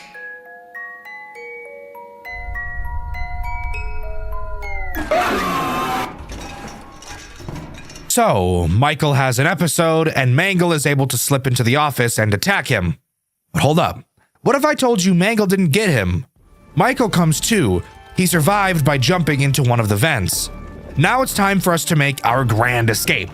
We crawl through the vents into the kitchen where we see withered Chica. Fucking terrifying, by the way. Sneaking around her, we enter the hallway and a chase with Withered Freddy begins, Withered Bonnie following close behind as well. We run through the back room, interestingly seeing that weird endoskeleton from before, but we don't really have time to focus on that. We close the door to the back room, but it's not long before Withered Foxy starts to chase us as well. Getting into the main party room, a sign falls and blocks Foxy from being able to get us. We try to run to the exit, only for two balloon boys to block the way. Before we can think of what to do, the puppet jumps out of her box and yet another chase occurs. Choosing to run to the emergency exit, Toy Freddy blocks our path. Running back into the main hallways, Toy Bonnie and Chica spot us and the chase continues. Running down the hall, Mangle falls from the ceiling as we make a sharp left into the arcade room. Exiting, Toy Freddy greets us on the other side and we make it to the exit. Fenced off, we seemingly have nowhere to go. Hearing the puppet pounding on the door behind us, we jump behind some pizza boxes to hide. As the puppet breaks her way outside, the sound of police sirens can be heard as the puppet cowers and hides before she can be seen. We look down at the logbook we took, previously owned by Jeremy, and Five Nights at Freddy's Rewritten 87 comes to a close. While yes, this is where the main story ends, there's still something super interesting I want to talk about, and that is this game's extras menu, which actually isn't even a menu. It's basically just a 3D environment you can roam around and explore. The reason I want to talk about it, well, you can re-enter the pizzeria to explore, and around it you can find several Faz tokens. Using these tokens, you can go to the arcade room and have Candy Cadet tell you a story. The story he tells consists of an infamous cave in the woods that everybody is afraid to enter. One day, a child stumbles upon it, and a beast convinces him to go inside the cave with him. The child never exits the cave. Several children entered the cave and never returned. A sorcerer found the cave with the children and banished the beast from inside, locking all the children in the cave with a seal, keeping them safe inside from the beast that trapped them there. The children had the desire to leave, but the sorcerer couldn't let them without breaking the seal and letting the beast back inside. If it wasn't obvious, this story is obviously a metaphor for the missing children's incident. The cave is Freddy's, the beast is William, and the sorcerer is the puppet. This little extra thing you can do with Candy Cadet is honestly super fun, and I think it's such a unique thing to add to an extras menu. Finding these tokens and discovering this story is such a fun experience, and you can see me do it over on my second channel, Dxtr Black. But with that, as far as I'm aware, that is all FNAF Rewritten 87 has to offer. Overall, I think this game is nothing short of a masterpiece. It does a great job at making FNAF 2 feel like the overwhelming game Scott originally wanted it to be. The way the story is told is incredible, the graphics and animations are phenomenal, I love the character redesigns, and I really enjoy the mechanical changes where there were some. Banshee was easily one of, if not the scariest Five Nights at Freddy's game I had ever played. Amazing atmosphere, wonderful sound design, and even pretty damn good game mechanics to go along with it. I've of course covered it on this channel before, and if you haven't already, you should go give that video a watch after this one. The game we'll be covering today reminds me of Banshee in a lot of ways, easily being another one of the most horrifying FNAF experiences I've ever had. However, with all of the good does come some bad, and while I feel there's nothing super bad about the game we're covering today, I do feel like there are a few things that we need to talk about with some very good tips for future game devs. The game we'll be covering today is Midnight at Star Stage, one of the newest FNAF fan games on the market with a lot of hype behind it. Today, we'll be diving into the game, talking about its story, gameplay mechanics, pros, and cons. So strap in with me as we peek behind the curtains of Midnight at Star Stage. Jumping right into night one, wasting no time, there's something super obvious I want to get out of the way immediately. This game looks and feels exactly like the FNAF fan game Banshee, like I've already mentioned, and I can't lie, I love it. Absolutely, it's amazing. Banshee's atmosphere was one of the best out of any FNAF fan game I've ever played, and I feel like this game really lives up to that exact feeling. This game is horrifying. To our left and right, we have doors. However, both doors are completely different. The door on our left can only be used for as long as we're holding the switch. However, the door on the right is toggleable, which I actually don't think I've ever seen another FNAF game do. Sure, the original FNAF technically has toggleable doors, but they can't be toggled forever due to the fact that you have power. But there's no power in this game, so I just thought that this was interesting. Of course, we have our cameras, however, there is no camera map. Instead, we have to cycle through the cameras using W and S, which I thought was a little bit weird for controls, but that's not super important at all. This night introduces two threats, so let's talk about them and how terrifying they are. Let's start with the main character, Rocky, one of the most aggressive characters in the entire game. His goal is to get to your office, no shit, but his way of doing so is incredibly intense. Just like Foxy, he will sprint Mach 104 directly at your office, and the scariest part, he can attack either side. The way you'll be able to tell which side he's going to attack is based on which cameras he goes through. If he goes to camera 3, that likely means he will attack your left door. If he goes to camera 6, that likely means he will attack your right. Oh fuck! Now, when he gets to your door, all you have to do is close it. However, like I said, he is incredibly fast. And when he runs to your door, well, yes, he does make a noticeable sound cue. Just take a look at this clip and see how fast he really is. I don't know, dude, there's no fucking sound cue.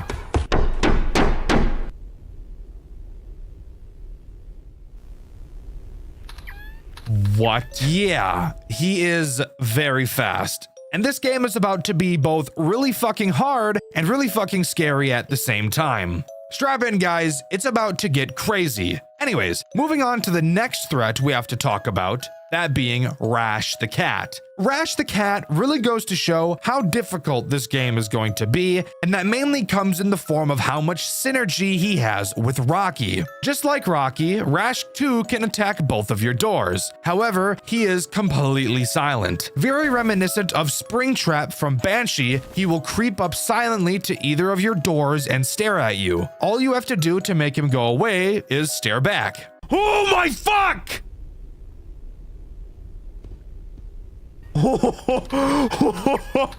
It's a costume! Why is it moving? We're about to be in for an absolutely wild ride, guys. These characters are terrifying, some of the scariest I've ever seen, right up there alongside Banshee. I think it's pretty clear this game drew a lot of inspiration from Banshee, and I think that's great. They nailed the atmosphere, they nailed the character designs, and they even nailed the pressure that Banshee brought, and we're only in night 1. The synergy Rash has with Rocky is mainly with your right door. Since it's toggleable, the thing you'd want to do is keep it closed, since the reaction time you need for Rocky is scary fast. However, since Rash is so quiet and makes no sound cues, it leads to you needing to keep that door open so you can constantly check for him. It's a small detail, but definitely one worth talking about. This game doesn't have a task-based completion system like Banshee, instead having the usual time-based one, which I want to to be clear, I don't think is an issue. Sure, I love it when games try something new, but there's nothing wrong with sticking to the usual. I'm super excited to see what the rest of this game has to offer,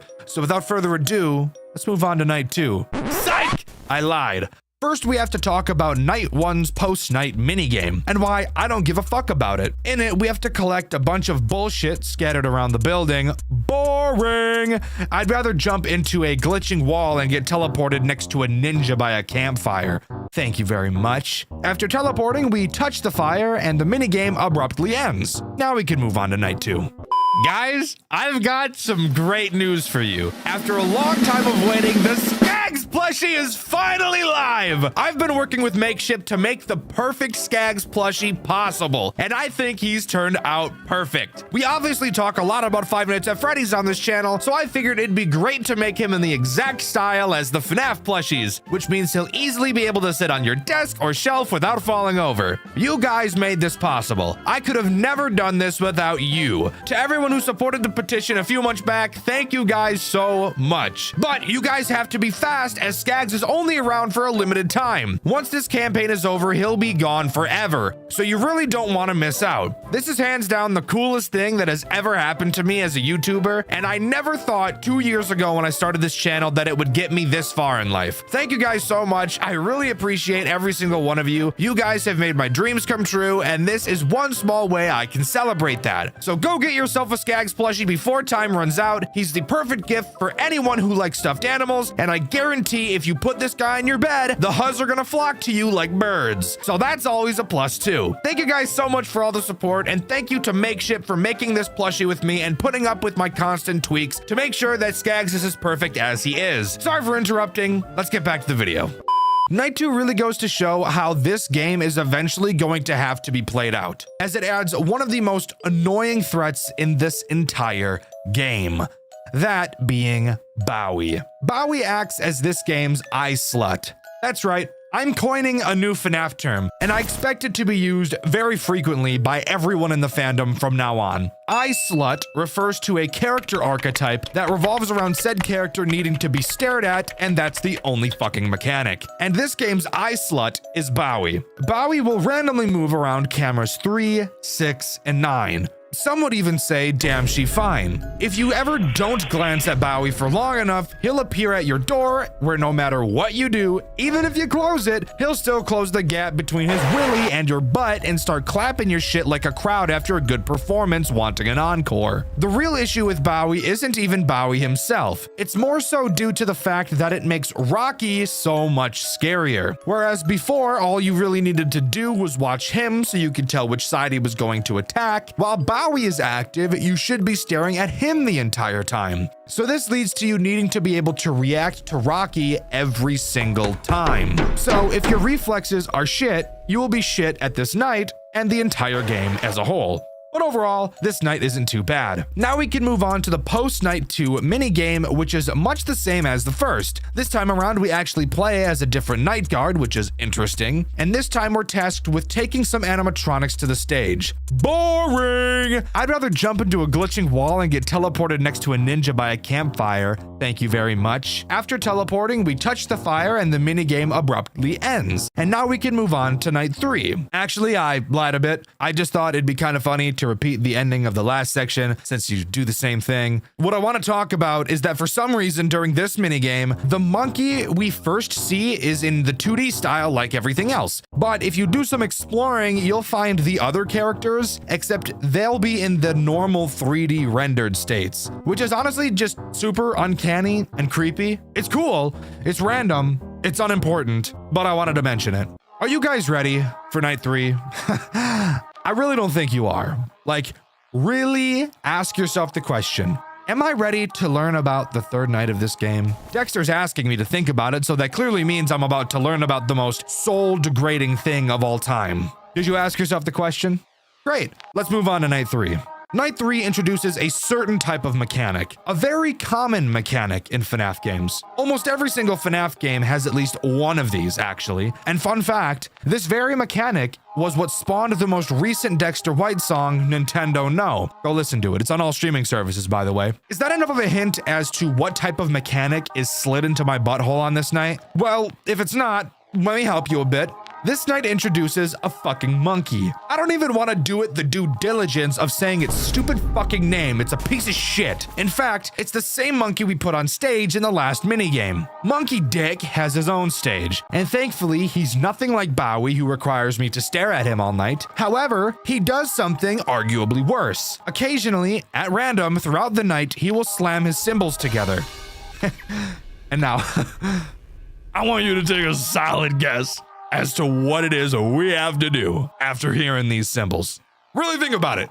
What could this so far amazing game do to just really shoot itself in the foot like a soldier trying to get an honorable discharge? I think I've given you enough time to think about it. After Monkey Fuck smashes his cymbals together, he will teleport to a random fucking camera. God damn it, fuck me right in my rear. This night also introduces the ability to flash your cameras. So all you have to do is find the rape ass monkey and flash him to make him go back to his stage. I quite literally have no idea what makes these games unable to come up with something unique. Don't get me wrong, I think this game is fucking amazing, and this find them on the camera mechanic is nowhere near as terribly integrated as some of the other FNAF games I've played, but please, guys, stop doing this. My poor little heart just can't take it anymore.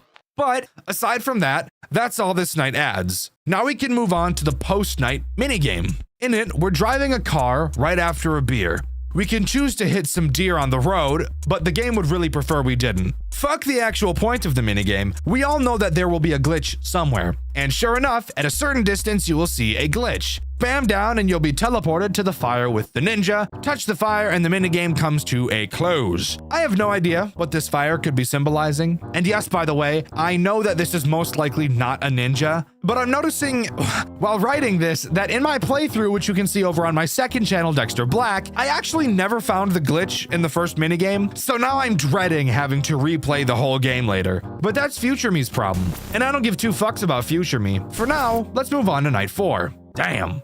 We're already on to night 4, huh? Shit, we're just busting through this game all willy-nilly style. Well, there's a new threat introduced on this night, and it's honestly, like, not even a problem at all. Something I'm noticing about this game is that while, yes, it's very scary, and that's awesome, the game is also, like, piss easy, which, don't get me wrong, I don't want it to be the hardest thing on earth, but it's like, you know, a little bit too easy. Anyways, moving on to the threat this night introduces. Floppy.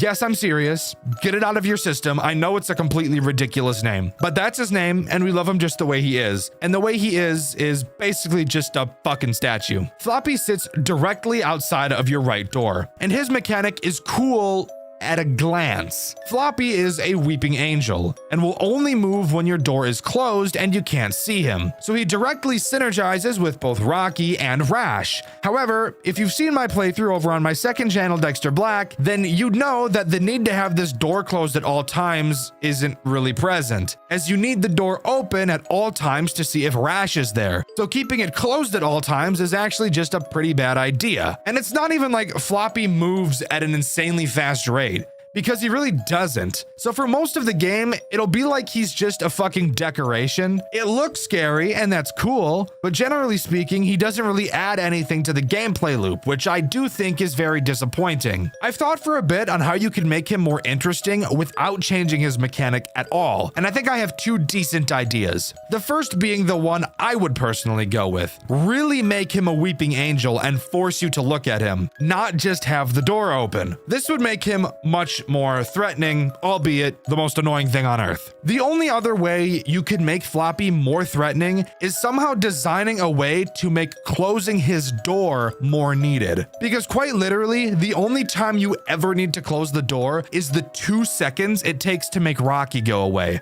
And that's even if he attacks that side in the first place, which of course isn't always guaranteed. But realistically, the best way to solve this problem is to not even have the problem in the first place and just make Floppy do something else. There's plenty of mechanic ideas that devs could take from the other brilliant fan games that exist. Here's a quick tip for FNAF devs. If a character you add doesn't feel like a new threat you have to actively think about, either don't add that character or find a new mechanic for for them. Anyways, after completing the night, we of course get a post-night minigame. In it, we play as a sad fat kid. I actually can't confirm if this kid is sad, but I know that if I was fat, I would probably be sad, so I'm just assuming this kid is the same way. In this minigame, all we have to do is walk from one side of town to the other while avoiding cars on the road that are, for some reason, not stopping for the literal roadblock of a child directly in front of them. At 2 points during this minigame, you can see what appear to be a pair of eyes watching us, but I have no idea what this is actually supposed to mean, and I also don't know what the story of this game could be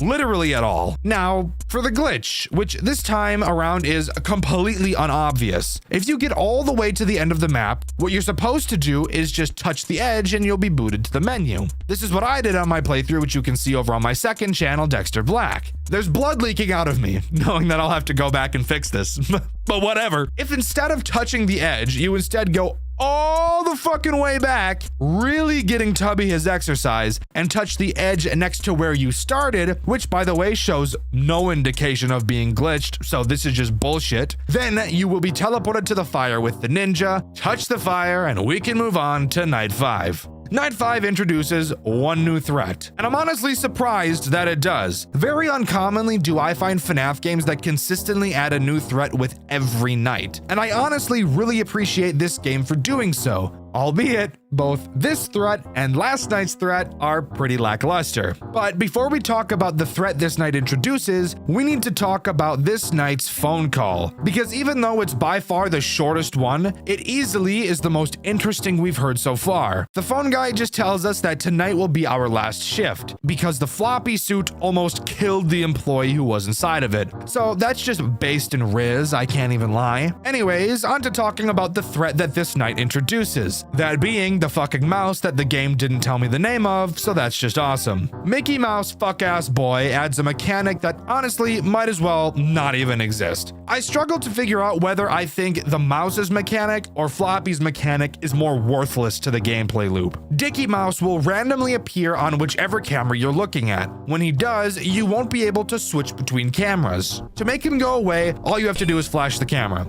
So just press space and he goes away. That's literally it. He can only appear on the camera you're looking at, so it's not like you're ever going to miss him either. And he's also very forgiving with the amount of time you have to flash him. So really, if you die to this guy, you're just retarded or dead at your keyboard. I really wish I had more to talk about with these mechanics. Sure, I could sit here and complain and bitch and whine and say the mechanics make me want to do something to my penis that will damage it beyond recognition. But I mean, really, just look at the gameplay between night 3 and 5. Tell me if you see much of a difference. Spoiler alert, you won't. In fact, let's actually play a game real quick. Right here, I'm showing you 2 clips from my playthrough, which you can see over on my second channel, Dxtr Black. One of them is footage from night 3, and the other is footage of night 5. I want you to take a guess at which video is which. I'll give you a bit. Did you make your guess? Well, fuck you, because both of these clips are night 5. That's how similar they are. So while yes, it's cool that this game is adding more animatronics, I just really wish they'd do something that mattered to the gameplay loop, but they just don't. Anyways, after completing night 5, we don't get a minigame in the same way we usually do. Instead, we get a cutscene. A child is talking to his father. At some point, the child leaves and the father spots one of the mascots and goes to talk to it. Upon interacting with the fucking mouse, we get jump scared and he asks the dad if he needs anything, and the dad says no. So like, why the fuck did you even go up and talk to him in the first place? Either way, with that, night 5 comes to an end. Night 6 is not what I expected at all. Discover it for yourself. Now you see, I don't like that you're saying it like that. What do you mean discover it for myself? Easily being the most interesting night throughout the game, albeit still incredibly easy. Night 6 is a boss fight night with this fucking thing. What the fuck is that? Whoa! What the fuck?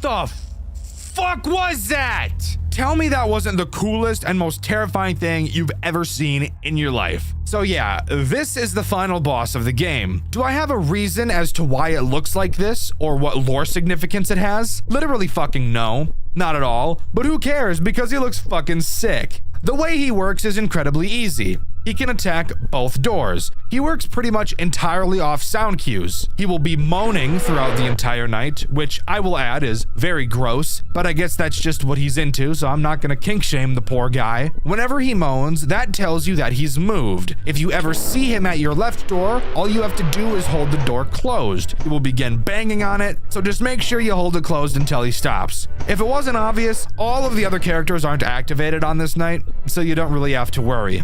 Now, when he attacks your right door, you'll have to do something just a little bit different. You still have to close the door, but for some reason, he really doesn't like it when your computer is on while he's on the right side. Very weird, but we'll listen. So when you see him on the right side, all we have to do is close the door and then turn our computer off and he'll go away. Now, we have to talk about how you actually beat this night, since it's not just as easy as holding off until 6 a.m. like the rest of the nights have been. This is a boss fight night, and this time you're actually fighting a boss. When he moans, it's much more likely for him to just switch cameras than it is for him to appear at your door. He is a find them on the camera character. However, he's the only character in the night, so it's not a big deal. You will have to constantly track him on the cameras and spam your camera flash on him to deal damage. Flashing makes your system crash, so get ready to deal with rebooting your cameras constantly. Deal enough damage on the cameras, and this final night will come to a close. However, depending on if you were able to collect all of the fires next to the ninjas in the minigame, will determine which ending you get after completing this night. After winning, the creature will force his way into your office like Graveyard Shift at Freddy's and kill you, wherein you get the bad ending. But who cares about the bad ending? The interesting ending comes in the form of collecting all of the fires from the minigames. Now, I'm not kidding about this. I promise. After you beat the night, the creature still kills you. However, the fire slowly rises from the bottom of the screen, and you're spit into a fucking Undertale boss fight with the creature. What the fuck am I playing right now? I'm dead serious. This is not edited. This actually happens in the game. You have to dodge a plethora of attacks, and every once in a while, you'll get the chance to attack. Attack 4 times and it'll fucking die, rewarding us with the good ending, which, by the way, is no different from the bad ending. There's no extra story revealed or a cutscene. It's just a boss fight and then an end screen. There's only one other thing I wanted to talk about, and that's a weird minigame you can find hidden in the extras menu. In it, you play as this weird white statue thing. The only thing you can do is find a newspaper clipping on the floor talking about some missing children. That's literally it. I have no idea why this is here. I have no idea what missing children had to do with this game. I failed to pick up on pretty much any lore this game has thrown out, if there was any at all. But for all of you little theorists, have fun with that information. But with that, that's all Midnight at Star Stage has to offer. Overall, I think this game was terrifying. However, I feel like this game was heavily inspired by Banshee. And it was. It almost feels like the dev wanted to make Banshee, but didn't actually fully think about the mechanics of how the game would work. Don't get me wrong, this game looks amazing and it plays well, but the synergies with characters really just aren't there. And I have no idea what the fuck the Undertale boss fight was about, but it was pretty cool. But let me know what you think. Do you agree with me, or do you think Midnight at Star Stage is actually just like Banshee and is almost more perfect in some ways? Let me know in the comments below. In my 5 Nights at Marcus video, I asked you guys what you think is the worst FNAF series ever made. And my favorite answer was everybody who said Jolly, because I think it's pretty obvious that I heavily agree with that statement. And once again, thank you so much to War Thunder for sponsoring this video. War Thunder is available for free on PC, consoles, and mobile. Don't forget to sign up using the links in my description or pinned comment. New and returning players that haven't played in 6 months will get a massive bonus back across PC and consoles, including several premium vehicles and other yummy goodies. Available for only a limited time, so don't miss out. The question of this video is, what do you think is the best FNAF fan game series ever made, and why? Do you like the question contrast? Yeah, I like it too. With the question of the video being asked, subscribe to the channel, I'd appreciate it a lot. Thank you to these 3 talented artists for your fan art. You can submit yours in the Discord, link in the description. Thank you to my superfan channel members. You guys help me pay for new FNAF games when they release. Go check out my Instagram for some life updates, other behind the scenes garbage. I've been Dxtr, and I'll see you guys in the next video. See ya!